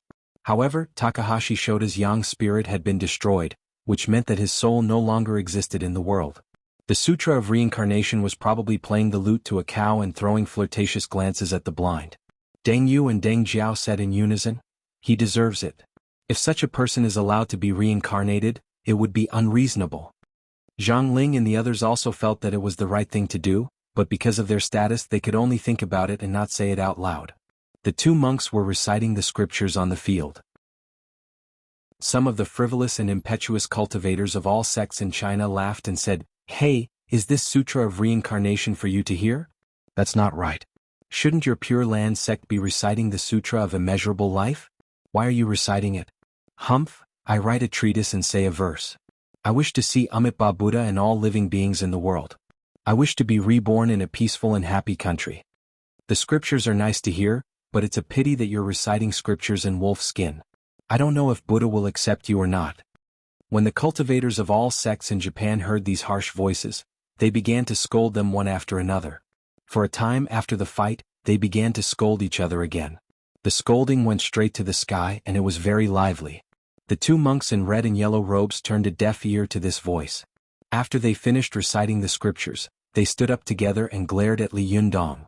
The red-robed monk shouted sternly, "Li Yundong, this matter is definitely not over. Our Pure Land sect will remember this humiliation." After that, he shouted at the Japanese cultivators, "Let's go. As soon as he finished speaking, 40 to 50 monks came out of the crowd and followed him down the mountain. At this time, there were only more than 200 people in the Japanese cultivation group. At this time, 40 to 50 people had left. Suddenly, the number of people was greatly reduced, and their momentum was greatly weakened. Saionji Tsunekatsu's face changed. He quickly stopped in front of them and began to speak Japanese with them. Deng Yu and Deng Jiao looked at them in confusion, as if they didn't understand why there were so many people in a sect. Deng Yu asked Zhang Lufang, "Is this Pure Land sect very powerful? Why do they have so many people?" Although Zhang Lufang was an inner disciple, she didn't know much about the cultivation sect of the neighbor in the east. She shook her head, but at this time, an old and hoarse voice came from the side. The Pure Land sect is an extremely powerful and huge sect in the Japanese cultivation world, especially the Pure Land sect. There are a total of 22 sects, among which there are 10 famous and powerful sections. When they heard this voice, they turned their heads and saw that Zhang Kongyun had already woken up and was talking with a pale face. Zhang Lufang was overjoyed. "Master, are you awake?" Zhang Ling, who was beside her, was also happy and asked with concern, "Shirdi, are you okay?" Zhang Kongyun forced a smile and said, "I'm fine. I won't die. It's just that I've lost all my face." Zhang Ling smiled and said, "It's good that you're fine. You can rest assured and recover." Zhang Lufang saw that Zhang Kongyun was depressed. It was obvious that he was still brooding over the defeat in the fight just now. She rolled her eyes and wanted to distract him, so she asked, "Master, you just said that there are 10 famous and powerful sects in the Pure Land sect. Which 10 are they?" Zhang Kongyun was indeed attracted by her topic. He coughed and said, "The most powerful one is the Pure Land sect's Hope Temple sect, also known as the West Hope Temple sect or the East sect. It has a total of 10,500 temples and more than 20 million believers. Takahashi Shota just now is a soldier monk of the Imperial Shadow Hall of the East sect. The second is the True Sect's Otani sect, also known as the East Hope Temple sect. It has more than 8,900 temples and more than 10 million believers. Although the other 8 sects are not as powerful as these 2 sects, they can't be underestimated. They are the True Sect's Takata sect, the True Sect's Foguang Temple sect, the True Sect's Xingjing sect, the True Sect's Mubian sect, the True Sect's Chiyunlu sect, the True Sect's Qingzhou Temple sect, the True Sect's Three Disciples sects, and the True Sect's Shanyuan sect." Zhang Lufang was tongue-tied. So many sects? So many temples? Why are there so many believers? Although the Jingyi school was known as the #1 cultivation sect in China, it was nothing compared to the Pure Land sect. Zhang Kongyun took a breath and continued, "All the people in Japan are religious. You can't compare them." Zhang Lufang asked in confusion, "But shouldn't the Shintoism be the most powerful sect in Japan? Why does the Pure Land sect account for so many people?" Zhang Kongyun's face was a little pale. He smiled and said, "Hey, this is the tradition of the Pure Land sect. No matter what they do, they are the vanguard. The elites of more than a dozen sects have all come out. Hundreds of years ago, during the Warring States period of Japan, the monk soldiers of the Pure Land sect beat the famous people of all countries until they cried for their parents. Decades ago, the Japanese military government invaded China, and the monk soldiers of more than a dozen sects of the Pure Land sect rushed to China to burn, kill, and loot. Decades later, they once again became the vanguard. Alas, it's a pity that I was shaken at that time and didn't give these guys a show of strength." Zhang Lufang comforted him and said, "Master, it's okay. Li Yundong has already avenged you." Zhang Kongyun looked at Li Yundong with a complicated expression and sighed softly. "I'm old." Zhang Lufang giggled and said, "Master, you are old but vigorous." Zhang Kongyun shook his head with a wry smile. Just as he was about to speak, he suddenly heard a cry of surprise coming from afar. "What happened here? What the hell is going on?" Hearing this, everyone turned their heads and saw Lu Chunping running along the mountain road from afar. Before she arrived, her voice had already come from afar. Chapter 704. Everyone present saw Lu Chunping return with the officials and translators behind him. They immediately looked at each other in dismay and were greatly shocked. 9078. 8C34685078678X0U30. 9C70 before Lu Chunping could arrive, Zhou Ping quickly rushed to Zhang Ling. Zhang Ling asked with a sullen face, "What's wrong with you? Why did they come back? Why didn't you take them to other places to wander around?" Zhou Ping said with a sad face, "Master, it's not that I don't want to. It's just that you made too much noise here. Lu Chunping insisted on coming back and I couldn't stop him." Zhang Ling's heart sank. She knew that today's matter would not end well, so she immediately stepped forward and was about to speak. Unexpectedly, when Lu Chunping saw the scene, he was so shocked that he almost fell to the ground, his eyes almost popping out of their sockets. At this time the scene was a mess. The originally flat bluestone ground was full of potholes, as if it had just been hit by a fierce bombardment. The most terrible thing was that the ground was covered in blood. The Taoist hall seemed to have become a slaughterhouse. Lu Chunping stared blankly for a while. When he saw Zhang Ling walking toward him, he suddenly flew into a rage. He jumped 3 feet high and roared hysterically, "You be asterisk stards, do you take my words as nothing? Didn't I say that we should coexist peacefully and communicate in a friendly manner? Are you guys fighting a world war?" Zhang Ling saw him spitting saliva everywhere and scolding indiscriminately.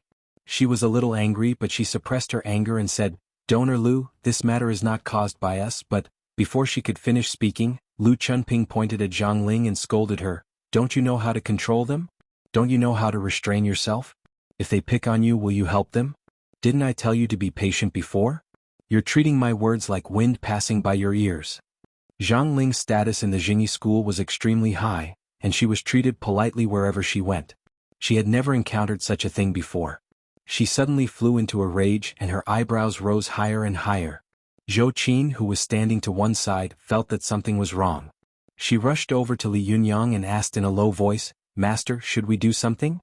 Li Yundong glanced at her and said, "In front of the enemy, let's unite against the enemy. It's not good for us to step in, so it's best if you step in. Go and help. After all, you're all cultivators of China." After getting Li Yundong's opinion, Zhou Qin felt reassured. She took a step forward and sneered, "How powerful! How powerful!" Lu Chunping was so angry that she immediately turned her head and said angrily, Who's farting?" Zhou Qin frowned and shouted rudely, You're talking nonsense." Lu Chunping was so angry that he was screaming. Just as he was about to curse, he saw Zhou Qin at a glance. He was stunned and couldn't help being shocked by Zhou Qin's beauty and temperament. For a moment he couldn't say anything. After a while, he came to his senses and shouted angrily, "Who are you? How dare you talk to me like that? Which sect are you from?" From Lu Chunping's point of view, as long as they were from a cultivation sect, he could interfere. After all, no matter how powerful these cultivators were, they couldn't kill officials and rebel, right? However, he had never expected that the stunning beauty in front of him was the one he couldn't control. Zhou Qin smiled coldly, like a winter plum in the snow, and said proudly, "I am Super Li's eldest disciple, Zhou Qin. Do you know me now?" Lu Chunping didn't react for a moment and scolded, "Super Li? Bah! I've never heard of you, Zhou Qin. I'm even." Before he could finish his words, he suddenly thought of something. "Wait, Zhou Qin? Could it be Zhou Kachang's daughter? No. No way. It can't be so coincidental, can it?" Lu Chunping took a closer look at Zhou Qin. Sure enough, the more he looked at her, the more she looked like her. His mouth was wide open and he couldn't say anything else for a while. But what he had said was like spilled water.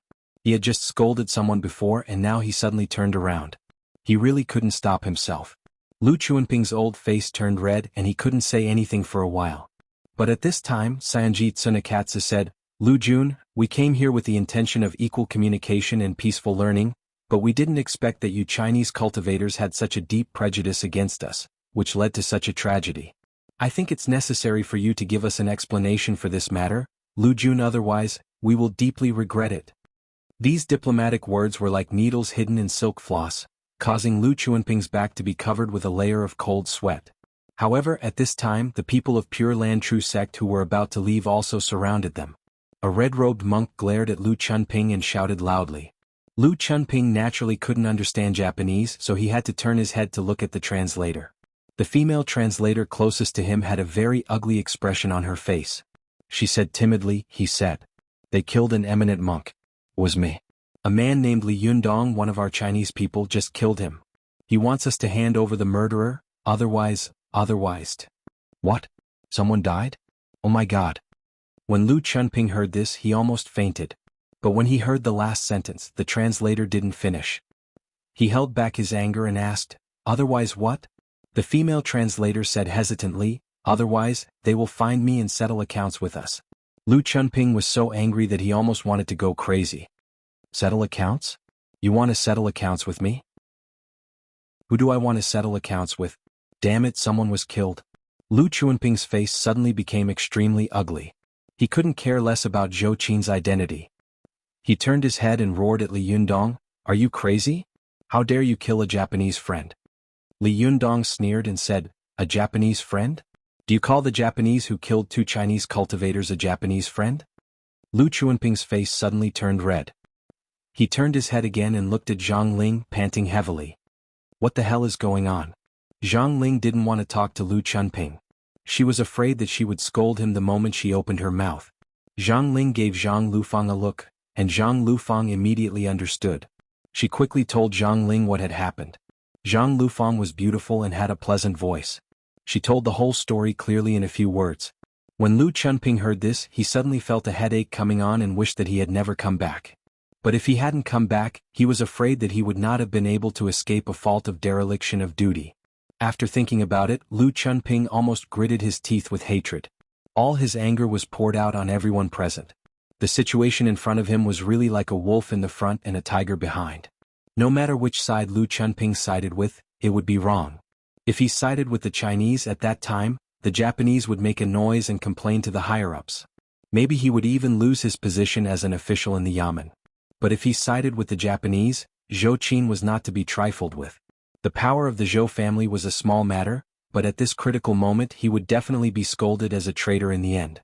Who could bear this? When Lu Chuanping's head was full of sweat, his heart suddenly skipped a beat. He jumped up and shouted, "Stop arguing. If something happened, just disperse. We'll wait for the police to deal with this matter. Right, we don't have any blood feud. As the saying goes, it's better to get rid of enmity than to keep it alive. Don't be impatient. When the police come later, they will definitely give you justice." In Lu Chuanping's opinion, his Taiji fist was not bad. He had pushed all the blame onto the public security system. Anyway, he couldn't take care of this mess. Whoever could take care of it would. But when everyone heard this, there was an uproar. There was no blood feud? After these few fights, even if there was no hatred, he was afraid that there would be hatred. The Japanese were waiting for revenge, and the Chinese were not willing to disperse like this. Lu Chuanping's words had offended both sides at the same time. The Japanese were the first to not buy it. When the cultivators of the Pure Land sect heard this, they were all furious and immediately left. Even Sayonji Tsunekatsu and the others could not stop them. The cultivators of all sects in China also began to make noise, pointing at Lu Chuanping and shouting abuse. Lu Chuanping was sweating profusely in the field, and the officials next to him also had ashen faces. Several of them even took out their mobile phones and looked at Lu Chuanping eagerly. As long as he said a word, they would call the police. At this moment, a middle-aged man wearing a high black hat and a wide-sleeved white robe whispered a few words to Sayonji Tsunekatsu and walked slowly to the field. The Japanese seemed to be unaware of Lu Chuanping's existence. He cupped his hands on the field, cleared his throat, and spoke in Japanese. Although everyone hated this group of Japanese devils at this time, they saw that this middle-aged man had a dignified appearance and an excellent bearing. His every movement revealed an indescribable elegance and grandeur. Especially when he opened his mouth to speak, his voice seemed to be singing a poem. Although they didn't know what he was saying, the sonorous and powerful tone of his voice, and the cadence was also quite beautiful. At this time, Sayonji Tsunekatsu translated for the middle-aged man in a loud voice, "Inyang Master Abe of the Japanese Inyang sect is reasonable." At this time, the field suddenly quieted down. For a moment, the cultivators of all sects in China widened their eyes and looked at Abe carefully. Chinese cultivators didn't know much about the Shinto of the Earth Imperial sect in Japan, but the Inyang master of the Abe family was well known to everyone. Abe Inyang was not a famous figure in Japan, but his ancestors, the great Inyang master Abe Saimai and Abe Yasukin, who had personally sealed the mystical silver fox, were definitely well known to everyone, including women and children. Abe no Saimai and Abe no Yasuhisa. Even in the eyes of the top experts in the Chinese cultivation world, these two were names that reverberated like thunder. That was because this family once represented the pinnacle of the Japanese cultivation world. Li Yunyang looked at Abe Inyang seriously. He nodded slightly and said, "Well, how do you want to compete?" But before Sayonji Tsunekatsu could translate, Lu Chuanping suddenly said loudly, "Do you all think I don't exist? Do you all think my words are bullshit? What did I just say?" After Abe Inyang listened to Sayonji Tsunekatsu's translation, he glanced at Lu Chuanping faintly, said a few words in Japanese, and then took out a 5-pointed star talisman from his sleeve and held it between his 2 fingertips. Saionji Tsunekatsu translated for him. Junrenli, Lord Abe said that as long as you can break his magic you will win. Li Yunyang was stunned and secretly vigilant. Jinqi surged all over his body. Although he didn't know what magic Abe Yunyang was going to use, he planned to deal with all changes by remaining unchanged. He could be strong, but the bright moon shines on the river. Everyone saw that the 5-pointed star talisman gradually became brighter and brighter. This light was very dazzling even in the daytime. After Abe Yunyang quickly recited a spell, the 5-pointed star talisman in his hand suddenly ignited and turned into a blue light and disappeared. The people on the sidelines suddenly looked nervously at every corner of the field, as if a monster could appear anywhere. But just when everyone was suspicious, Lu Chunping suddenly danced and laughed strangely. He even sang a Japanese song, and his movements were the dance movements of a Japanese geisha. The cultivators of all sects in China were dumbfounded for a moment. They were amused and horrified at the same time. Those who reacted quickly immediately realized what was going on and stared at Abe with their eyes wide open. No way, this guy actually cast an illusion on Lu Chunping? Li Yunyang also quickly understood. It turned out that this guy was using Lu Chunping as a sex experiment so that he could break his illusion. This is too messy, isn't it? The officials who followed Lu Chunping to the sidelines were also shocked and pale at this time. Some people dared to reach out and pull Lu Chunping, trying to wake him up. But as soon as they pulled, Lu Chunping's face suddenly became extremely ferocious and horrible. He stared at them and scolded them in very fluent Japanese. This scared them so much that they looked at each other for a moment. Lu Chunping doesn't understand Japanese. How did he suddenly become like this? They watched Lu Chunping scream and dance as if he was possessed by a ghost, as if he had gone mad. The young female translator who had translated for Lu Chunping before was so scared that her teeth were chattering. She whispered, "Will we become like this later?" These words caused the few of them to fall silent at the same time. Immediately after, someone let out a yell and dashed down the mountain. With the first one there was immediately a second one. No matter how wrong they felt at this time, they could only shout with tears streaming down their faces, "Secretary General Lu, it's not that our army is incompetent, but that these bastards are too cunning. Please hold on. We, all our compatriots in Guishi County of Ingtan City, support you in spirit." For a moment, the group of officials and a few translators covered their heads and ran down the mountain. Group 18 is full. Don't add any more, Group 19 will open in 2 days. Chapter 705. Li Yundong looked at Lu Chunping, who was dancing in front of him, and couldn't help frowning. Soon after the battle in Mount Koya, the Japanese cultivators had already discovered his identity and background as the reincarnation of Wisdom King. The battle just now had confirmed this point, making these Japanese fully understand. Don't use Buddhist magic and powerful magical weapons to attack me, otherwise you will be asking for trouble. It was precisely because they realized this in an instant that Pure Land True Sect immediately chose to retreat collectively, so as to use their indignation to save the face of the sect. Although Takahashi Shoda was a famous expert in the cultivation world of Japan, he was not the strongest in front of such a huge cultivation sect as Pure Land True Sect. The suzerain of Pure Land True Sect had not made a move yet, nor had their great monk Zheng appeared. As long as the strongest person did not appear, they would not fall too badly. They would not be completely defeated, and they would have an explanation when they went back. Although dozens of people from more than a dozen sects of the Pure Land True Sect had evacuated collectively, there were still many Japanese masters on the field. Not to mention anything else, the great Onmyoji of the ape family was an extremely difficult opponent to deal with. Deng Yu and Deng Jiao, who were on the sidelines, looked around curiously. They looked at Li Yundong and Abe, who were motionless, and then at Lu Chunping, who seemed to be possessed by a ghost. Deng Jiao, who was shy, couldn't help asking curiously, "Shiji Lu Feng, why isn't Li Yundong moving?" After the officials left, the cultivators of all sects on the field also calmed down. Their attention was once again attracted to the scene. Zhang Lufeng looked at Lu Chunping nervously and said in a low voice, "Li Yundong is speculating what kind of illusion the other party is using and how to break it." Deng Yu smiled maliciously. "Won't it be solved if we kill this guy?" Zhang Lufeng turned her head and glared at her. "How can we cultivators kill unarmed ordinary people?" Deng Yu was scolded by her. She pouted and said, "Who told this guy to be so annoying?" Zhang Lufeng said in a low voice, "No matter how annoying you are, you can't attack ordinary people. You must remember this." This is the iron law of our cultivators. Otherwise you will suffer divine punishment. Deng Yu made an odd sound and said resentfully, then, Senior Sister Lu Feng, how do we break this illusion? Isn't Li Yundong very powerful? Why hasn't there been any movement? Zhang Lufang knew that they had only been cultivating for a short time and didn't know much about fighting, so she patiently explained, there are many kinds of illusions. There are many kinds of illusions in the cultivation world of Hualong. Those who are most proficient in illusions are the fox spirits of the Fox Zen school, followed by the cultivators of Lu Guandao. In Japan, the Onmyoji were probably the most proficient in Genjutsu. Yin-yang masters have many types of illusions such as illusion technique, illusion technique, illusion technique, illusion spirit technique, illusion technique, and so on. There are more than 10 types of illusions, and every type of illusion has a different method of breaking it. If you fail to break it, then the person using the illusion will probably have to stay like this forever. Deng Yu was taken aback. Then what about this Lu something guy? Zhang Lufang said helplessly, then he can only accept his fate. However, it's a small matter that he has become a lunatic, but if this matter is spread out and the people above know about it, I'm afraid we will also be out of luck. This Japanese is up to no good. Deng Yu looked at Li Yundong eagerly, her hands clenched into fists, like a young girl praying.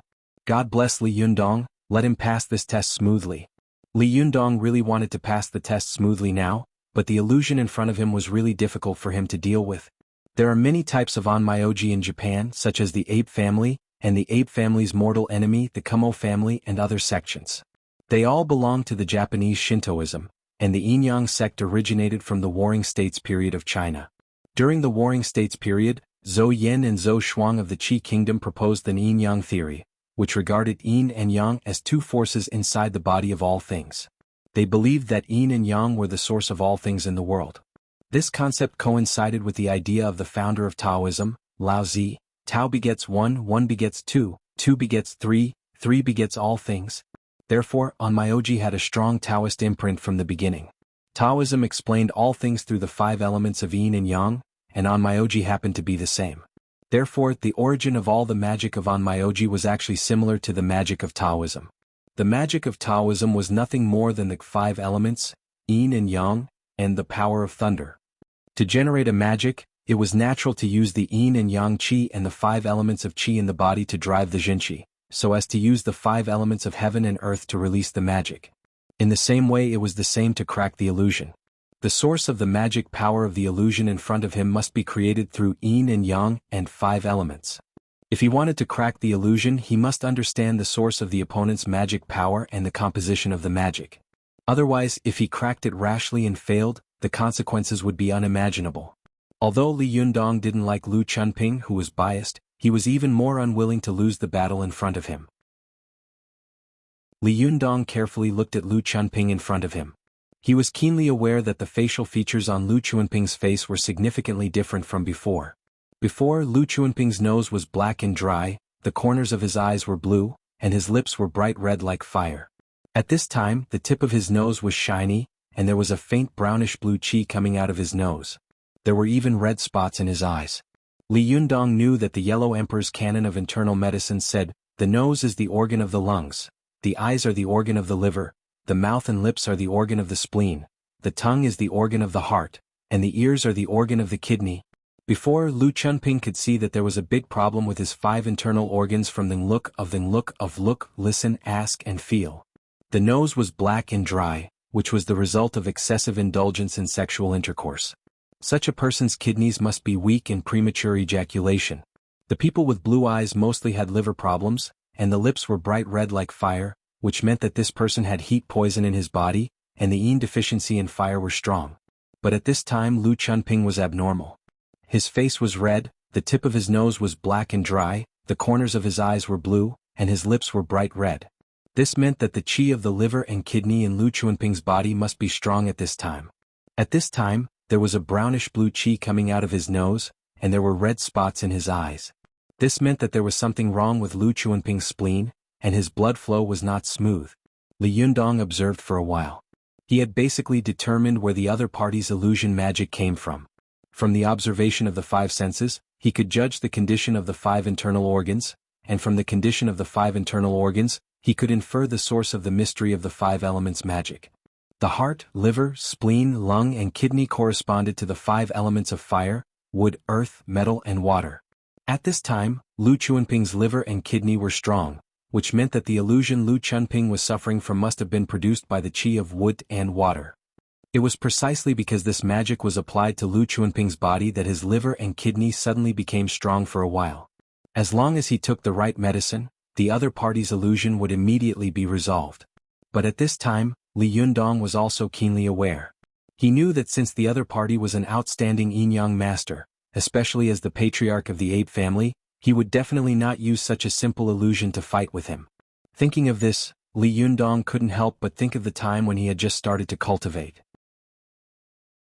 Ziyuan had taken out her 9th heaven Ziyuan silk to show him and taught him about the dark fighting skills of magic weapon fighting for the first time. Ziyuan's 9th heaven Ziyuan silk had 3 different jinqi auras of yin, yang, and wood. At that time, Ziyuan had relied on yin qi to entangle with him in the open, luring the enemy step by step. When he had been led to the hinterland, suddenly the yang qi and wood qi of her magic weapon had rushed out at the same time, and he had been defeated. This matter had left a deep impression on Li Yunyang. It made him realize that fighting with methods is like using troops, and that fighting with magic was also the false is the real, and the real is the false. Could the result on Lu Chuanping's face be true? Could it be a trap of the other party? The other party was a famous great yin-yang master. She wouldn't use such a simple illusion, would she? At this time, Li Yundong squinted at Lu Chunping, and his eyes fell on Lu Chuanping's tongue. At this time, Lu Chunping was not only dancing, but also baring her teeth and claws. Li Yundong's sharp eyes saw at a glance that the tip of Lu Chuanping's tongue was extremely thick, like a thick layer of cold white calluses. Li Yundong's heart suddenly moved. Of the 5 senses, the tongue corresponded to the heart of the 5 internal organs, and the heart corresponded to the 5 elements of fire. This meant that there must be something wrong with Lu Chuanping's heart at this time, and there must be a cold yin qi lingering around it. At this time, Li Yundong's heart was calm. He concluded that the other party's magic must be a combination of yin qi, wood qi, and water qi. As long as he used yang qi, metal qi, and fire qi to attack Lu Chuanyuan's lungs and heart at the same time, he would definitely be able to break this illusion immediately. As soon as this thought flashed through Li Yundong's mind, he immediately pinched his fingers and bent them slightly. He quickly flicked Lu Chuanping's body 3 times in the air, one on the Shinfeng acupoint near his lungs, the other on the Tianqi acupoint near his heart, and the other on the Shinting acupoint on his forehead. The reason why the illusion could work on people was that the caster disturbed the normal qi of the 5 elements of the human body, thus causing the other party's 5 internal organs to be in disorder and qi and blood to be in disorder. This further caused the qi of the upper dantian in the brain to be in a mess, and he couldn't think like a normal person. Li Yundong's 3rd flick had stabilized the chaotic qi in Lu Chuanping's brain. Lu Chunping, who had been dancing, suddenly seemed to have been immobilized. He stood there in a daze, motionless. In the eyes of the cultivators on the sidelines, Li Yundong was stunned for a long time. After he finally moved, he raised his hand and flicked his fingers 3 times, and Lu Chunping immediately quieted down. Some people with low cultivation quotients couldn't see the slightest mystery, while some cultivators with high cultivation quotients and high knowledge were full of praise. Su Yangzi nodded secretly on the side of the field and said, "If Li Yundong won purely by strength, then it wouldn't be considered a skill." But in the blink of an eye, he was able to see through the mystery of his opponent's illusion and immediately counterattack. This is really outstanding and commendable. Mao Yuchang also secretly admired Li Yundong's reaction, but she still said unforgiving, "How can it be so easy? If I were Abe, would I put all the flaws in front of you for you to see clearly?" As soon as she finished speaking, Lu Chunping suddenly roared. His whole body trembled violently, beads of sweat rolling down his forehead, and 2 sharp horn-like hard objects slowly protruded from his forehead. His face turned blue and black, and his facial features became extremely ferocious, as if he was about to become a yaksha demon. The cultivators on the sidelines were all shocked. Li Yundong was also shocked, and his face was awe-inspiring. He thought to himself, "What's going on? Did I fail to crack the illusion? No way. That's impossible." While Li Yundong was in shock, Abe, who was opposite him, suddenly smiled and said a few words in a loud voice. Sanji Tsunakatsu, who was on the sidelines, translated with some schadenfreude, "Generally, if you think that our Abe family only has a few moves, then you are very wrong. Now, let me show you what a real great yin-yang master is. Chapter 706. Abe Yuji chose to fight with Li Yundong in illusions. He had witnessed Li Yundong defeat his opponents with terrifying power twice, so he knew that although his cultivation was not low, if he fought with Li Yundong head-on, it was very likely that he would be defeated. 9078. 8C346H5078678X0E30.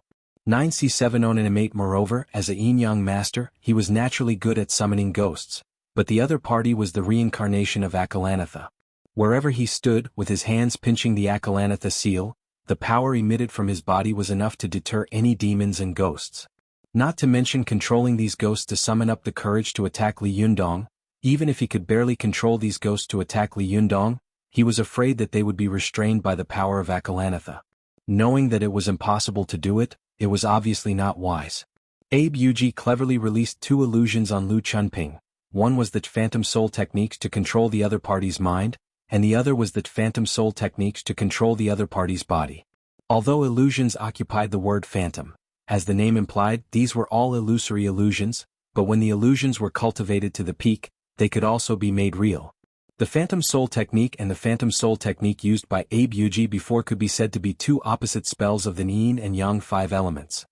If Li Yundong made a move against the Phantom Soul technique, the power of Jinchi would definitely enhance the power of the Phantom Soul technique. Similarly, if Li Yundong made a move against the Phantom Soul technique, it would enhance the power of the Phantom Soul technique. It could be said that the two illusions restrained and supported each other, complemented each other, and were a perfect combination of spells that could hardly be broken. In Abe Yuji's view, he wanted to fight with Li Yundong, not with strength, wisdom, not with courage. At present he was obviously in an invincible position. Li Yundong didn't know it. Although he broke the Phantom Soul technique, his strength was like a new force, and immediately stimulated the Phantom Soul technique. Originally, the Phantom Soul technique could only make the person who was cast mistakenly think that he had become something, but how powerful was Li Yundong's Jinchi? As soon as his majestic chi entered Lu Chuanyuan's body, the delusion spelt in his body suddenly became real, like rain after a long drought. His bones and body began to change shape. Li Yundong cracked one magic, but immediately activated another.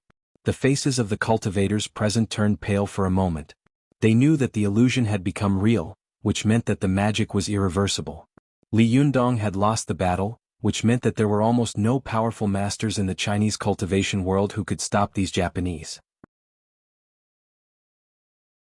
This battle would end in a crushing defeat for the Chinese cultivation world. Worst of all, a living official had been turned into a monster. How was he going to explain this to the higher-ups?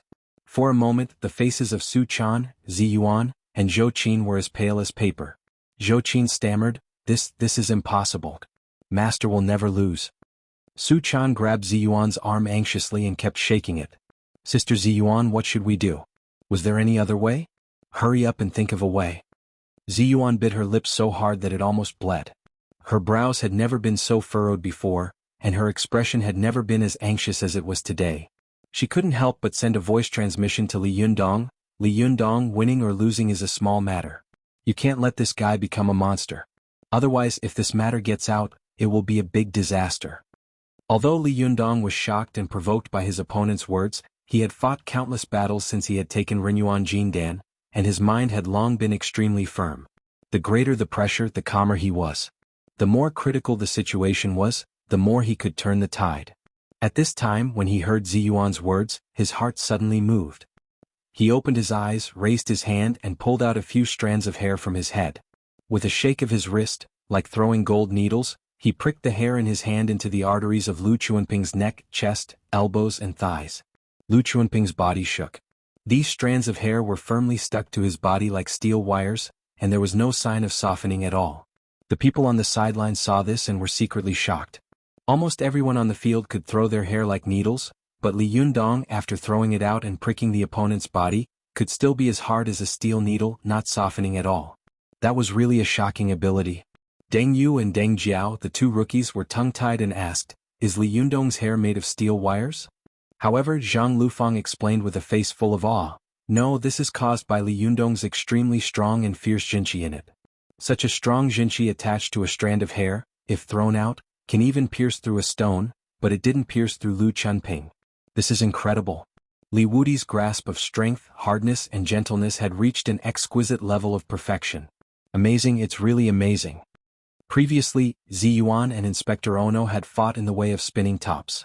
Their control of strength had already been an eye-opener for everyone, but at this time, Li Yundong had shown his skill, which was even more exquisite than Zi Yuan's. But after Zhang Lufang sighed, she couldn't help but show a trace of regret and helplessness. Unfortunately, no matter how powerful he is, he can't reverse the situation. This game, we lost. At this time, not only Zhang Lufang but everyone on the field thought that Li Yundong had lost the battle.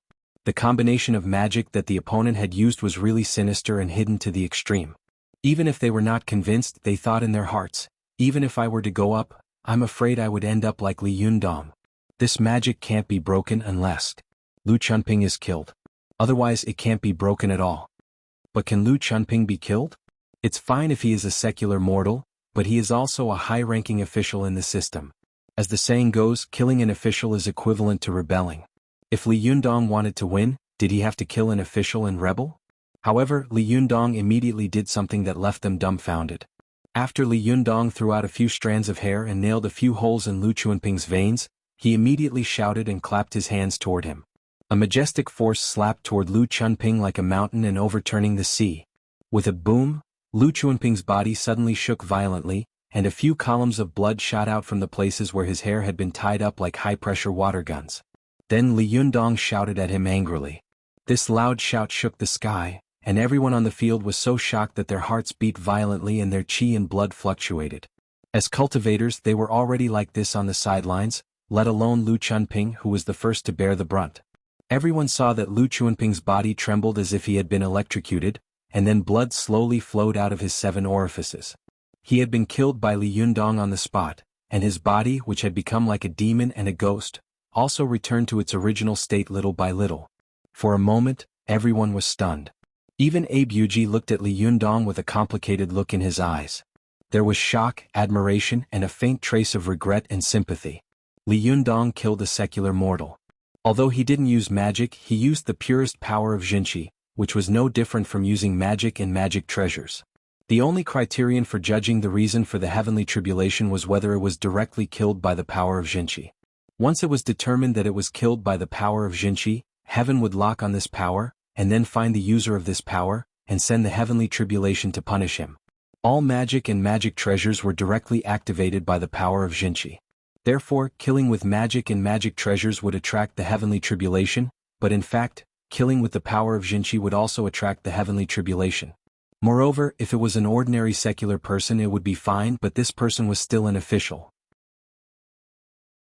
In Abe Yuji's view, Li Yundong would definitely have a terrible disaster in the future, and it was even very likely that there would be no such person in the Chinese cultivation world from now on. Abe Yuji stared at Li Yundong for a long time, and then he slowly sighed and said, "I lost." As he said this, he slowly walked to the cultivators of various sects in Japan. He had a high reputation in the Japanese cultivation world. As soon as he returned to his side, someone came forward and comforted him. "Lord Abe, victory and defeat are common in the military. Don't worry about it." Sanji Tsunekatsu also smiled slightly and said, "Exactly.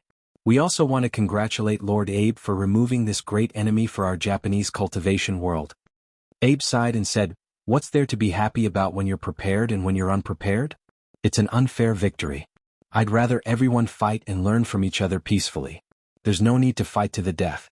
Si Chiyun, who had been silently watching the field, suddenly said, "In that case, Uncle Abe, why were you so insidious just now?" Abe Yuji said seriously, "Since I'm standing on the battlefield, how can I show mercy? Naturally, I have to do everything possible to knock down the strong enemy in front of me." Si Xingguang laughed and clapped his hands.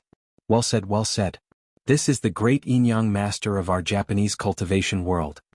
Hearing this, Si Chiyun seemed to be deep in thought. He looked at Li Yundong with flickering eyes and said in a low voice, "Unfortunately, I can't fight with him." Although the Japanese cultivation world had lost this battle, everyone was happy because they knew that Li Yundong would be in big trouble in the future. The people of China would get rid of this terrible opponent for them. Although the Chinese cultivation world had won, many people looked as if they had lost their parents. Su Chan, Zhou Qin and Zi Yuan's faces changed dramatically. Zhou Qin was extremely strong-willed, but at this time she couldn't help but be dazzled. She was so shocked that her body was almost on the verge of collapse. Su Chan's body was almost soft. If it weren't for her master Ao Wushuang supporting her, she would have fallen to the ground in fear. Ziyuan was the only one who could barely hold on. Her beautiful red lips had been bitten by herself, but she didn't know it. She was just thinking quickly about how to help Li Yundong deal with this disaster. But just as they were panicking, Li Yundong showed a crafty smile at the corner of his mouth. He walked slowly to Lu Chunping, reached out his hand and pressed it gently on his chest. Then, his fingers quickly swept across his body, and a few strands of hair that had been stuck on his body before were taken off. Seeing his actions, everyone sighed inwardly. However, someone with sharp eyes suddenly saw that Lu Chunping actually let out a long sigh, and his chest began to rise and fall again. At this moment, everyone's eyeballs almost popped out of their sockets. Sanjit Tsunekatsu was so scared that he took a step back. As if he had seen a ghost, he stammered, This is impossible? He's not dead? Abe couldn't believe his eyes. He stared at Lu Chunping with his eyes wide open. His mouth was wide open and he couldn't react for a moment. Si Xingguang was stunned for a moment, and then there was a flash of light in his eyes. He clapped his hands and couldn't help shouting, Wonderful, it's really wonderful. Putting oneself on the brink of death and coming back to life, it's too wonderful for words.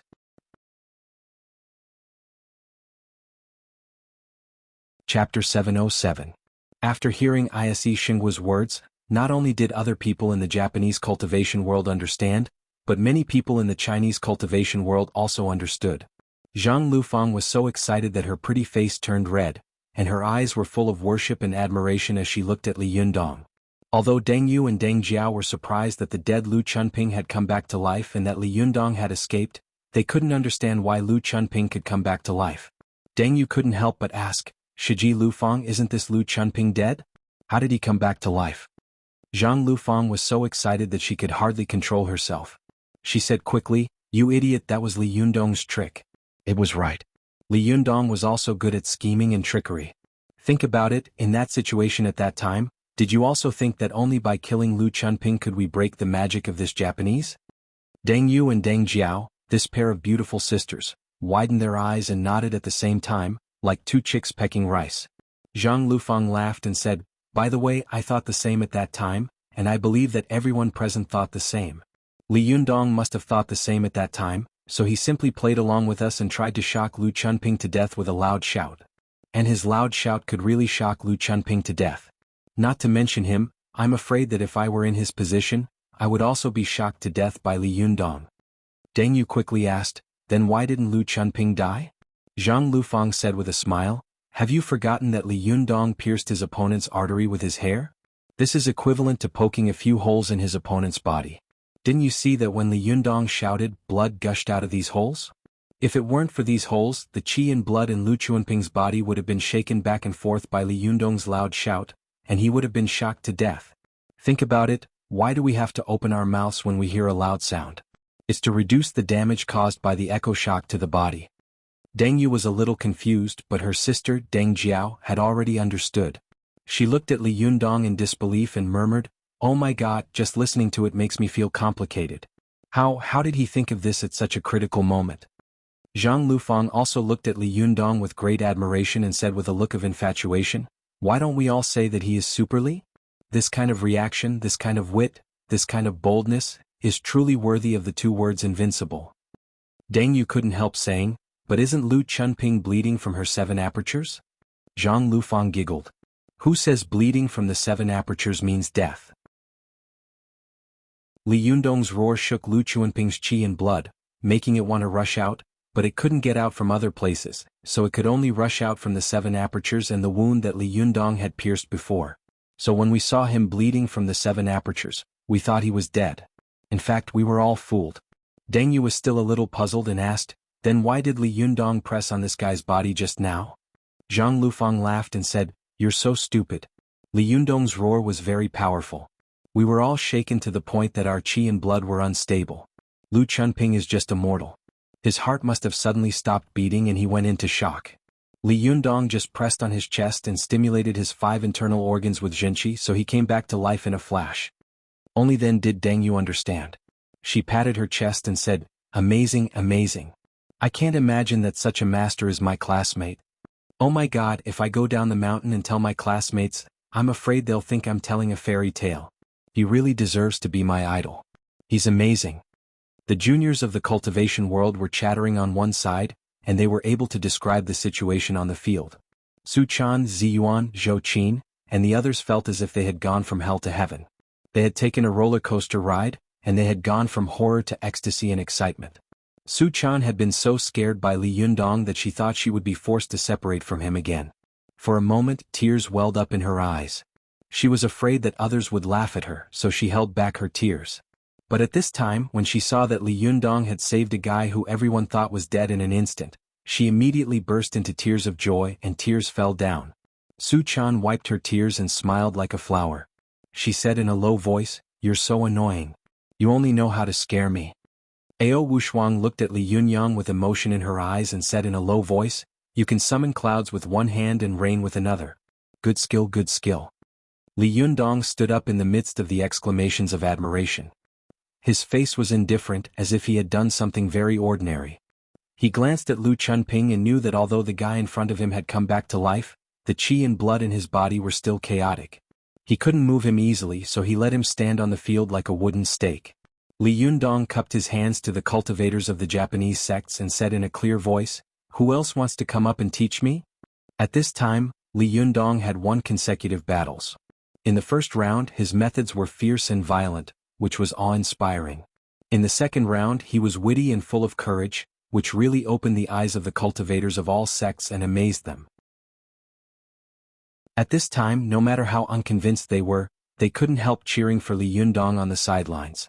For a moment, the sound on the side peak of Mount Longhu was like thunder, and the applause was endless. The cultivators of the Japanese sects looked at each other with awe in their eyes. Saionji Tsunekatsu's face was solemn.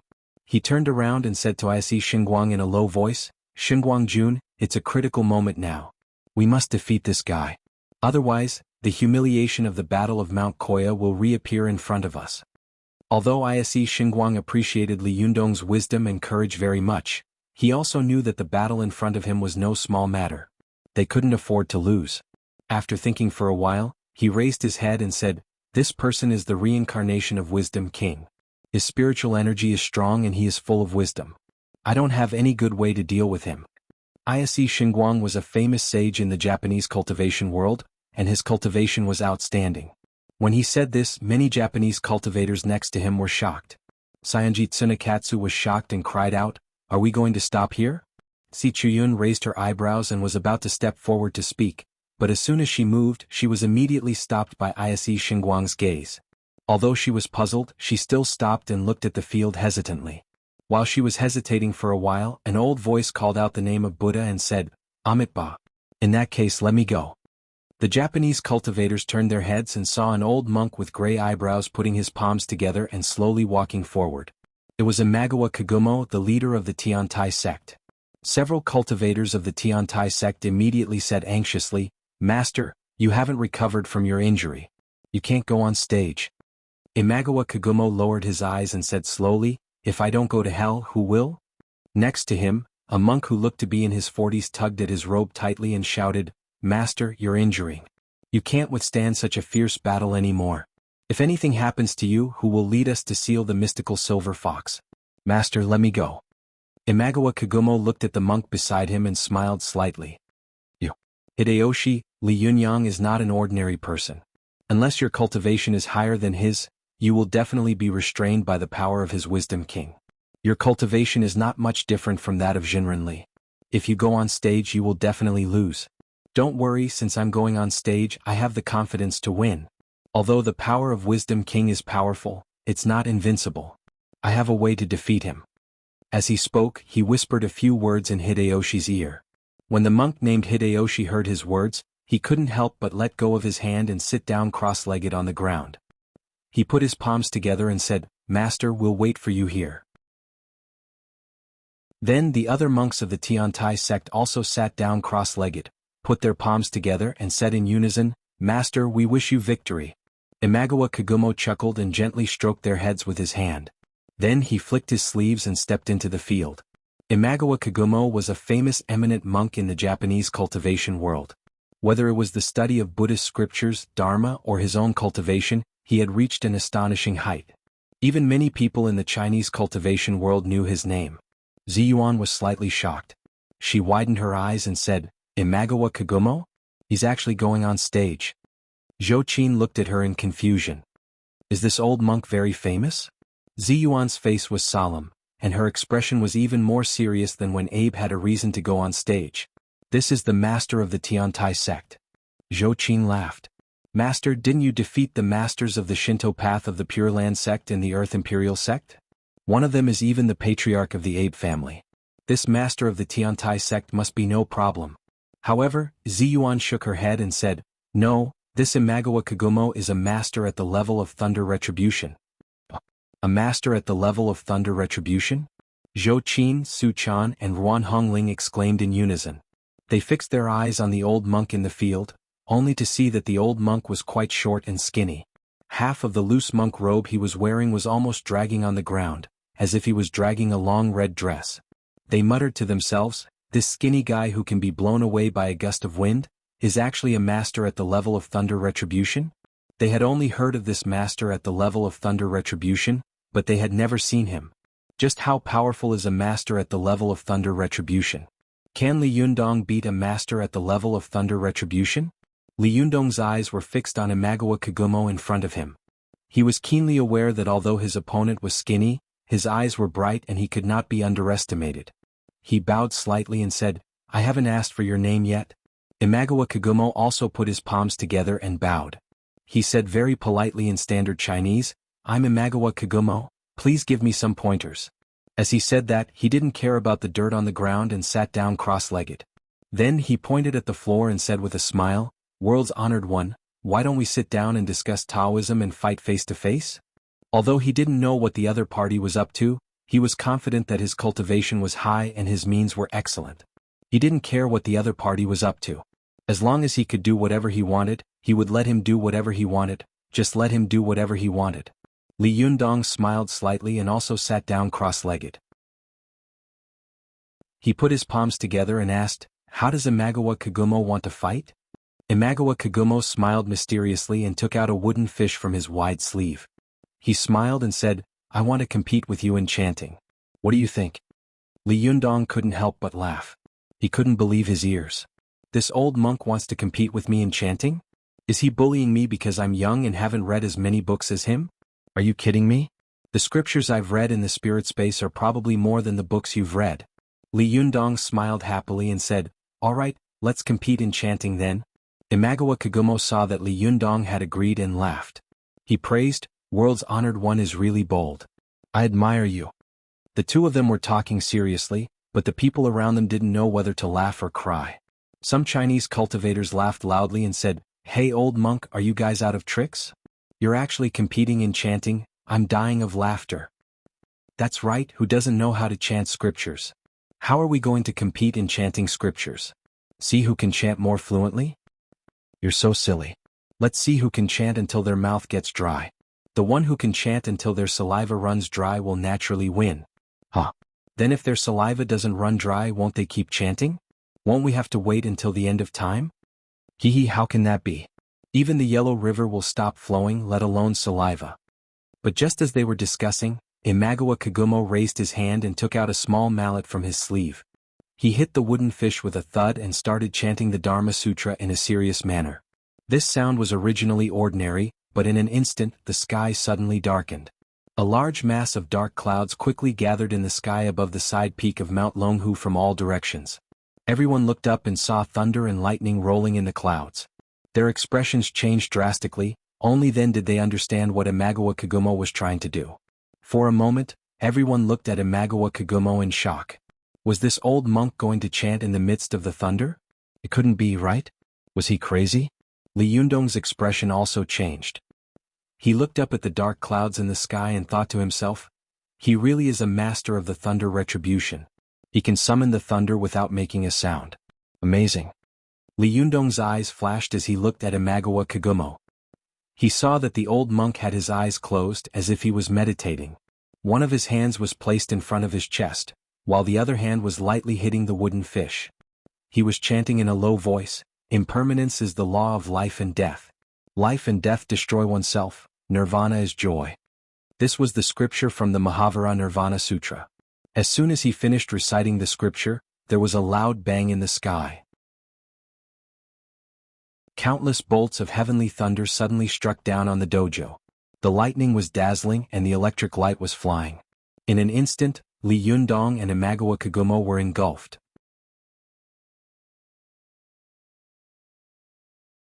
Chapter 708. The power of the heavenly thunder was so great that it made one's hair stand on end. The power of the heavenly thunder that Imagawa Kagumo had mobilized was so great that it made one's hair stand on end. The moment the heavenly thunder fell, all the hair on Li Yundong's body stood up. The yang spirit in his body suddenly rose into the air, leaped to a place more than 10 meters above his head, and rushed straight toward the heavenly thunder. It was not that Li Yundong wanted to fight the opponent head-on, but when the heavenly thunder struck, he could either dodge it, hide under the protection of a top-notch magic treasure to avoid it, or use the yang spirit to resist it. There was no other way. Although Li Yundong was proficient in all kinds of five elements magic, no matter how strong the five elements magic was, it was naturally restrained by the heavenly thunder. The power of the heavenly thunder was above any magic. The Samadhi true fire was known to be able to burn everything, and the power of the nine thunder magic was even greater than it, let alone the heavenly thunder that was even more powerful than the nine thunder. When a bolt of heavenly thunder fell, no matter how strong his body was, it could not withstand it. Even if he used his jinshin to protect his body, if the heavenly thunder struck him, even if he did not die, he would be half dead. Back then, Su Ling had been so arrogant on the Chindu peak of Mount Huangshan, but when a bolt of heavenly thunder struck him, his body and soul were almost destroyed. Even his jinshin could not protect him. Although Li Yundong had cultivated to the realm of immortal jinshin, he did not dare to use his body to test the power of the heavenly thunder. As soon as his yang spirit rose into the air, Imagawa Kagumo, who was opposite him, also rose into the air and headed toward the heavenly thunder. Imagawa Kagumo's yang spirit rose into the air, but it was a solemn bodhisattva sitting on the lotus throne. Beside the lotus throne, there were lotus flowers with crystal clear seeds. This bodhisattva was wearing a golden gauze red robe, her chest was bare, and her hands were holding the Sakyamuni Buddha seal. Behind her head was a colorful halo, and above the halo were 7 colorful peacock feathers. With a loud bang, Li Yundong and Imagawa Kagumo's yang spirit collided with the heavenly thunder and immediately trembled. Li Yundong's yang spirit was instantly torn into pieces and shattered into countless golden clones. Imagawa Kagumo's yang spirit made a big handprint in his hand and blasted it toward the heavenly thunder.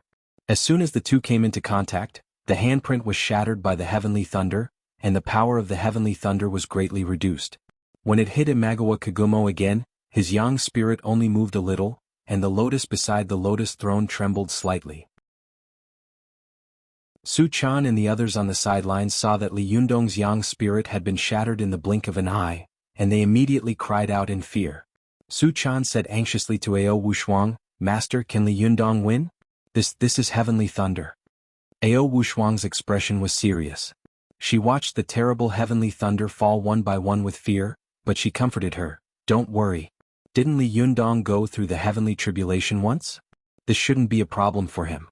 Hearing this, Su Chan felt a little relieved, but Ruan Hongling, who was beside her, was furious.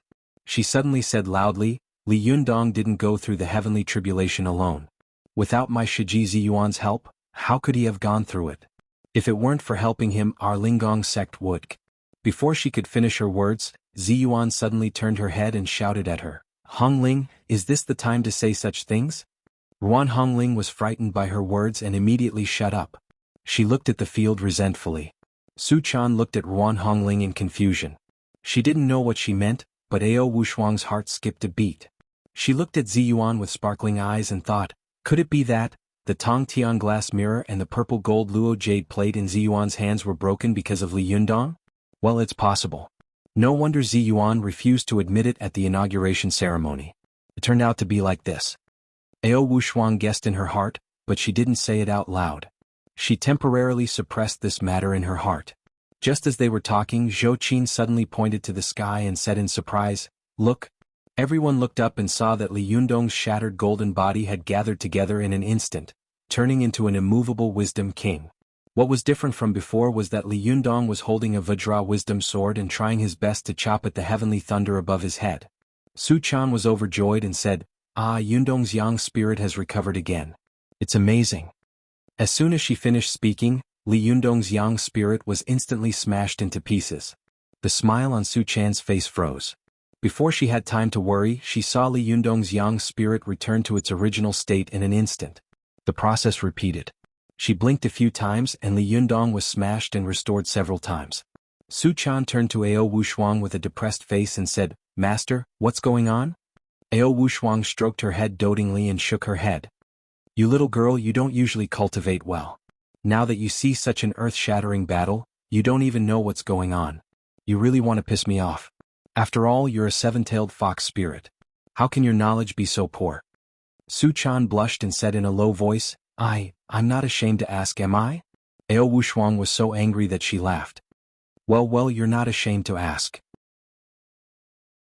I can't afford to be asked like this." Su Chan made a face at her and said, "If you don't tell me, I'll ask Sister Ziyuan." As she said this, she took Ziyuan's hand and asked, "Sister Ziyuan, you must know, right?" Ziyuan smiled slightly and said, "Li Yundong is in the Jinshin phase. This is what happens when he fights against the Thunder Retribution with his Jinshin. Fortunately, Li Yundong has already comprehended the unity of heaven and man, the 10,000 methods returning to the origin, and the infinite void. Even if the Jinshin is smashed into countless pieces, as long as the true method is still there, his Jinshin can be restored in an instant."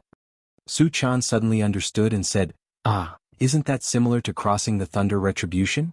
Then, can Yundong absorb the power of heavenly thunder while crossing the Thunder Retribution? Ziyuan shook her head and said, "It's still winter. The winter thunder has no vitality at all, and he can't absorb any power. Only crossing the spring thunder is the best time." Su Chan patted her head in annoyance and muttered, "Yes, I knew all this before. Now that I've been with you for too long, I've become stupid." Her words made Zhou Qin, Ziyuan, and the others laugh, and the tense and solemn atmosphere of the heavenly thunder had been diluted a lot. They spoke casually, but the people on the sidelines were extremely serious and nervous. They knew that if the two of them could not resist the lightning, it was very likely that they would be affected by it. They would immediately have to run for their lives in all directions like, "It's thundering, it's raining, everyone put away your clothes."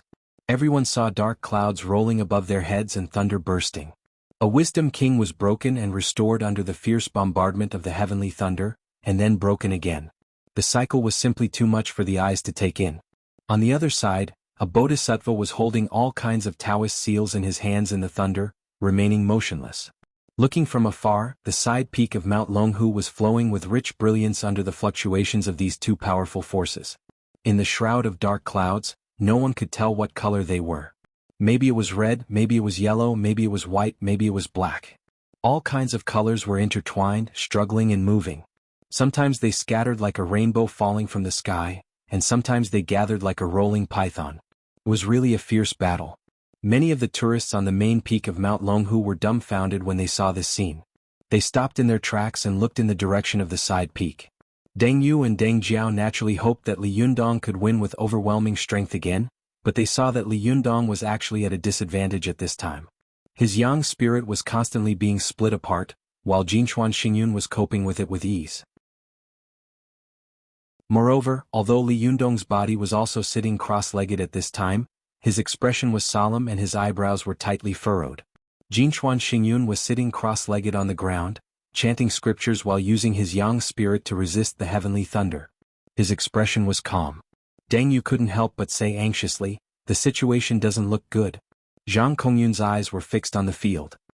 He sighed and said, "As expected of the leader of the Tiantai sect, as expected of a master of lightning retribution. He can calmly recite scriptures in the heavenly thunder without being disturbed at all, and at the same time he can control the yang spirit to resist the heavenly thunder. This kind of calmness in the face of the heavenly thunder, this kind of cultivation that treats the heavenly thunder as nothing, is really terrifying." Deng Jiao was more attentive. She looked at the bodhisattva transformed from Jinchuan Xingyun's yang spirit and asked in a low voice, "What kind of god is this? Why is it so powerful?"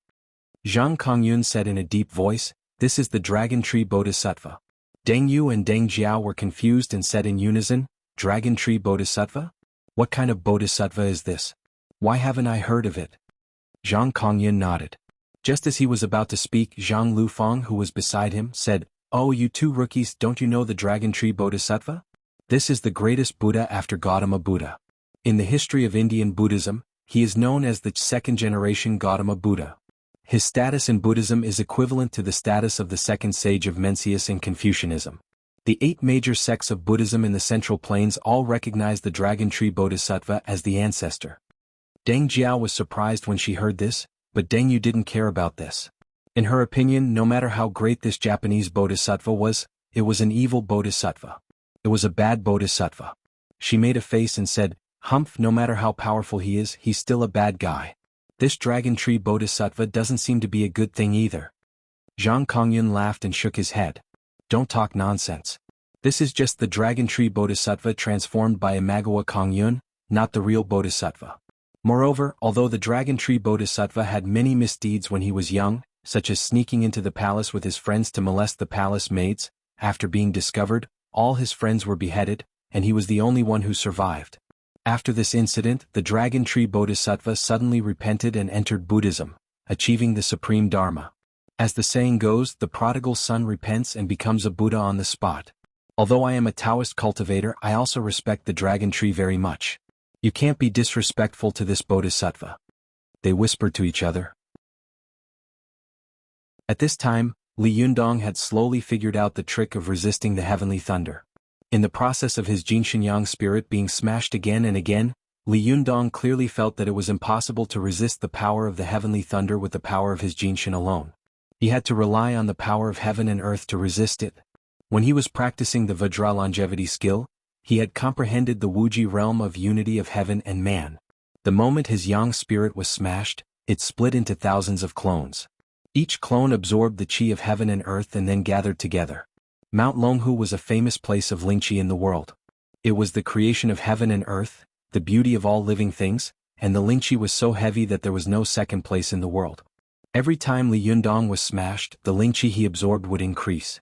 Although he was constantly being smashed, his Jinshin was getting stronger and stronger. Everyone saw that Li Yundong's yang spirit was greenish-black with blue flames flowing around it. 2 completely different breaths came out of his nostrils. One was red and the other was black. He looked angry and ferocious, extremely terrifying. From the beginning, when the Jinshin was smashed, Li Yundong was slowly able to resist the heavenly thunder with the Mahamudra without the Jinshin being smashed. It seemed to take a long time, but in fact it was only a matter of 2 or 3 minutes. Imagawa Kagumo saw that Li Yundong was slowly standing firm in the heavenly thunder. He frowned slightly and made a finger seal.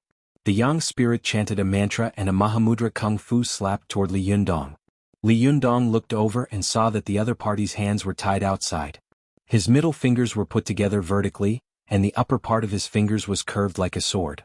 It was the Manjushri Vajra sword seal that symbolized cutting off all karma. At the same time, he saw Imagawa Kagumo chanting the mantra, "Ah, Luo, Bo, What, That." It was the secret mantra that he was familiar with and had never been taught to outsiders. With a loud bang, a fierce Mahamudra tore through the heavenly thunder and slapped toward Li Yundong's face in the blink of an eye. Li Yundong was shocked. How did this guy know the mantra Mahamudra Kung Fu? And he was so skilled. Li Yundong didn't have time to think. Without saying anything, he immediately put his palms together. His 2 middle fingers were upright, his 2 ring fingers were in the shape of a treasure, his 2 little fingers and thumb were scattered, his left index finger was vertical, and his right index finger was on the tip of his left index finger. He formed the lion speed seal of the immovable wisdom king, which symbolized bravery and invincibility. Li Yundong flipped his palm and used the lion speed seal of the immovable wisdom king to hit the other party's Manjushri Vajra sword seal without showing any weakness. For a moment, everyone's eyes widened and they didn't dare to breathe. They watched as the 2 golden Mahamudra quickly approached. They were all extremely nervous, waiting for the result of the collision. Would the thunder punishment suppress the Jinshin, or would the Jinshin break the thunder punishment?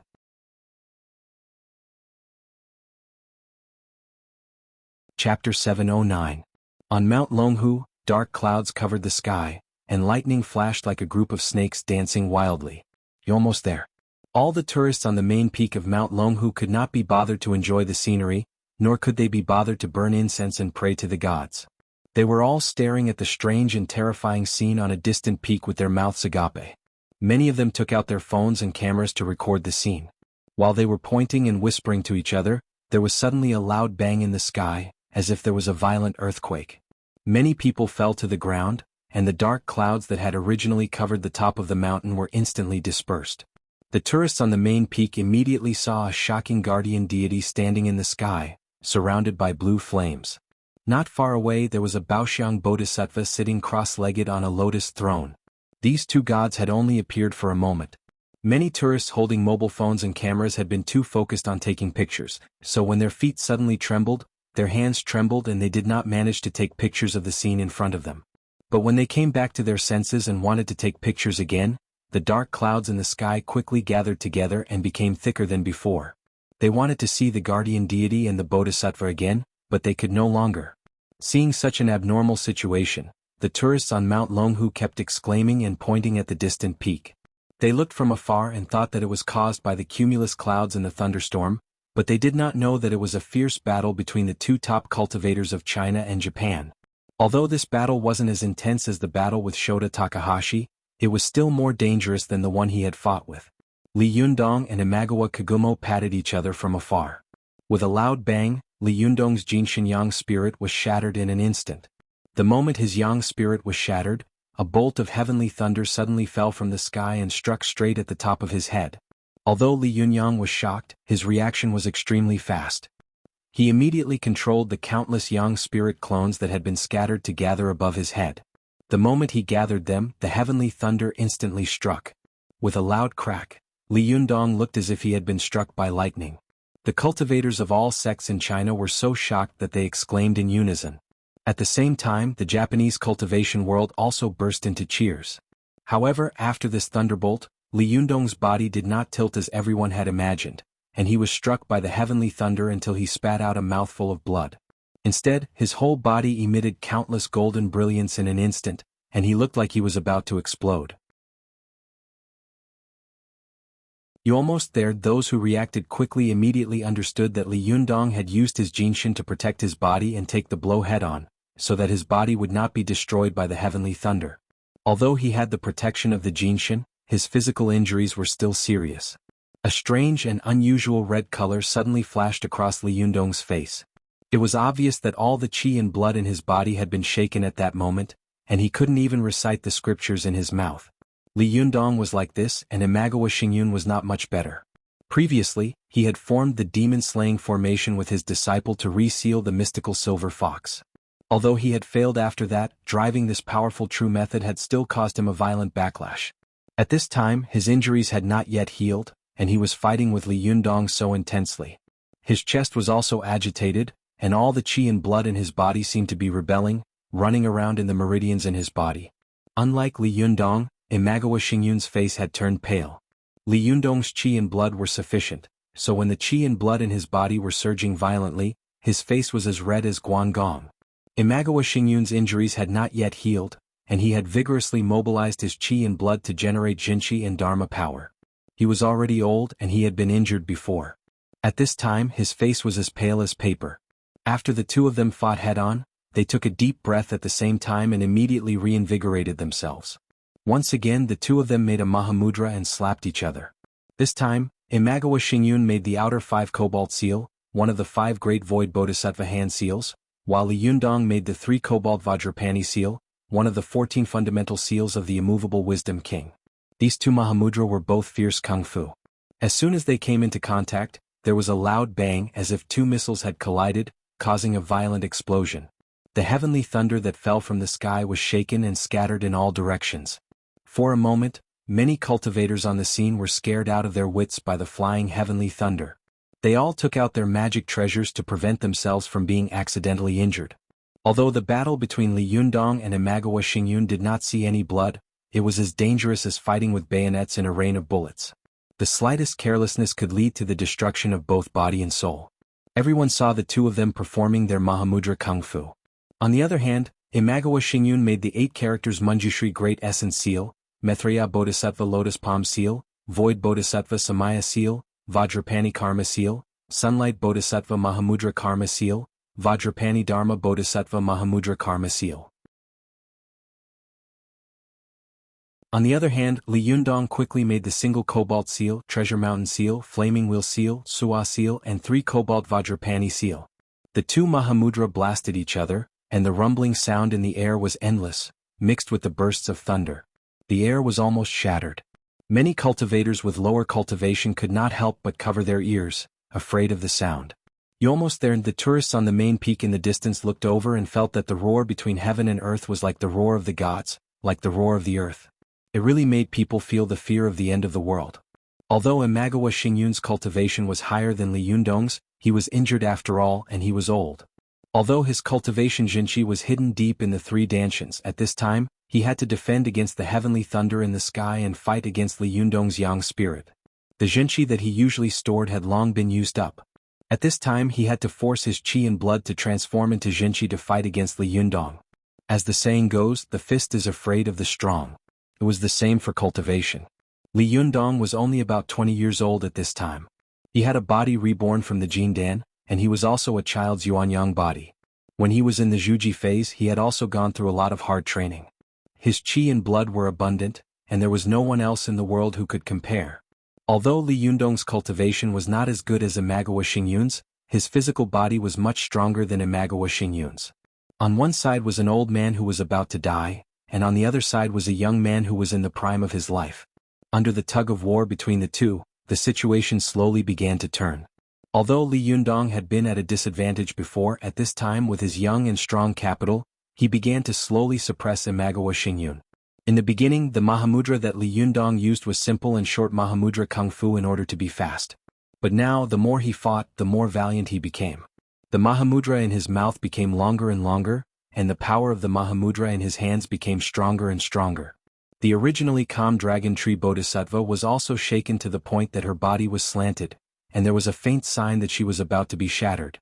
The cultivators of the Japanese cultivation world changed their expressions, and their eyes were filled with worry.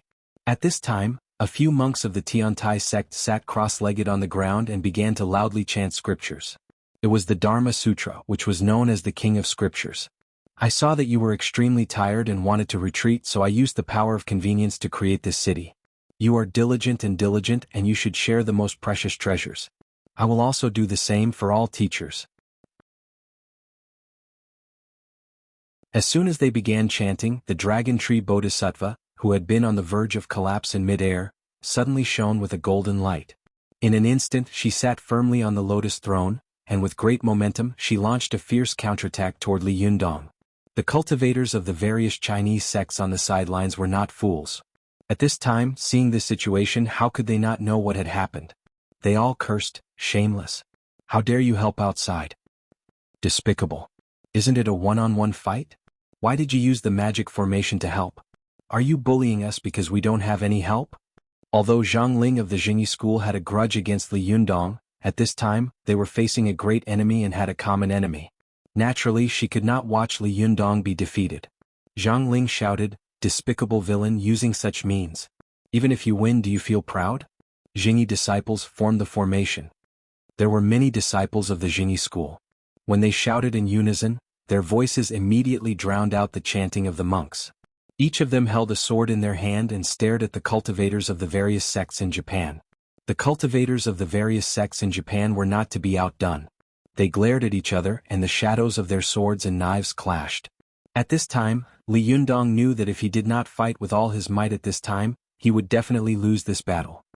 He suddenly shouted loudly, and the one-headed and two-armed Akalanatha instantly transformed into the Dharmakaya of Akalanatha with 3 heads and 6 arms. The 3 vertical pupils on his forehead opened angrily, and his 6 hands kept pinching the Taoist seals, shooting toward Imagawa Kagumo like a series of cannons. At this time, all of Li Yundong's Jinchi, Qi and blood had surged to the peak state. Both his physical body and yang spirit had reached the highest realm he could reach at present. In the past, when he fought with others, he had almost always relied on his fierce attacks to quickly defeat the enemy. He had never fought such a high-intensity battle of attrition like now. In such a high-intensity battle, if it had been anyone else, they would have long been exhausted. However, Li Yundong's Jinchi and Dharma power seemed to be inexhaustible. The more he fought, the stronger and more vigorous it became. The more he fought, the more excited his own body became. The qi and blood in his 5 internal organs were rolling like crazy motors, madly producing blood and circulating blood. The fresh blood was quickly transported to his whole body and turned into strength. Soon, it gathered with the essence qi in his lower dantian to form blood qi, strength, and essence qi. Finally, the three qis condensed in the upper dantian. At this time, Li Yundong had really lost his temper. He had fallen into a state of madness. Without waiting for the people of Jingyi school to help, he began to fight back crazily. In Imagawa Kagumo's opinion, at this time, his opponent should temporarily avoid his sharpness and adopt a defensive stance. After slowly exhausting his external help, he would slowly counterattack, especially since Li Yundong was a Jinshin master. His realm was lower than his, so there was absolutely no reason for him to take the initiative to counterattack. However, Li Yundong was like a newborn calf that was not afraid of tigers. He was full of spirit and courage. He repeatedly counterattacked in places that no one could think of and dared to think of, achieving a shocking reversal. A battle between masters only lasted for a moment. Imagawa Kagumo did not expect it, and his Jinshin was suffocated by Li Yundong. The faces of the few monks who had formed the formation to help Imagawa Kagumo became redder and redder in front of Li Yundong's sudden and violent attack. Their faces were so red that it seemed as if blood was about to drip out. Although the cultivation of the few monks was not low, they could not compare to Li Yundong, who had vigorous jinchi. Moreover, although the power of the formation was great and could support Imagawa Kagumo from afar, the biggest weakness of the formation was its shortcoming. The power of a formation did not depend on the most powerful person in the formation, but on the weakest person in the formation. Once the weakest person could not hold on first, it would immediately cause a flaw in the perfect formation, causing the entire formation to collapse. After a few rounds, Li Yundong made 3 big hand seals, including the Flaming Devil Heavenly Hand Seal, the Vairocana Dharma Boundary Seal, and the Heavenly Drum Thunder Sound Buddha. They could topple mountains and overturn seas, and they slammed down like a storm. Immediately, a master with yang spirit cultivation screamed. In an instant, all the meridians in his body exploded with a bang, and his entire body exploded into a bloody man. His scream immediately caused the formation to shatter. The dragon tree Bodhisattva, who was sitting on the lotus throne, also swayed. The lotus throne was shattered by Li Yundong's great Vajra wheel seal, and he fell to the clouds. Imagawa Kagumo's body also spat out a mouthful of blood. His body tilted and he fell to the ground. Just as he fell, the heavenly thunder in the sky suddenly stopped bombarding. The thick dark clouds slowly drifted away, and the sky became clear and bright again. The roar of the heavenly thunder was hidden in the clouds, and the deafening sound of the big hand seals also dissipated in the vast sky. The side peak of Dragon Tiger Mountain was extremely quiet. Everyone looked at a young man who was panting violently in the field, dumbfounded. They all knew that this earth-shattering battle would definitely be recorded in the history of the cultivation world of China. In this battle, Li Yundong used the power of Jinshin to break the power of the opponent's thunder punishment, and truly established his reputation as invincible. Today, I am heading north to the capital. The time is too tight and there is only one night watch left. I will return from Beijing on the 3rd, and I will make up for it in the future. Please forgive me that you're tuning in to the Han Li's Wuxia Adventures YouTube channel. We're so grateful for your support, and don't forget to subscribe to join us on this incredible journey through captivating stories. Your generosity through donations truly makes a world of difference, as it's the primary source of revenue that allows me to expand and enhance this channel for you. Thank you from the bottom of my heart for being a part of this adventure.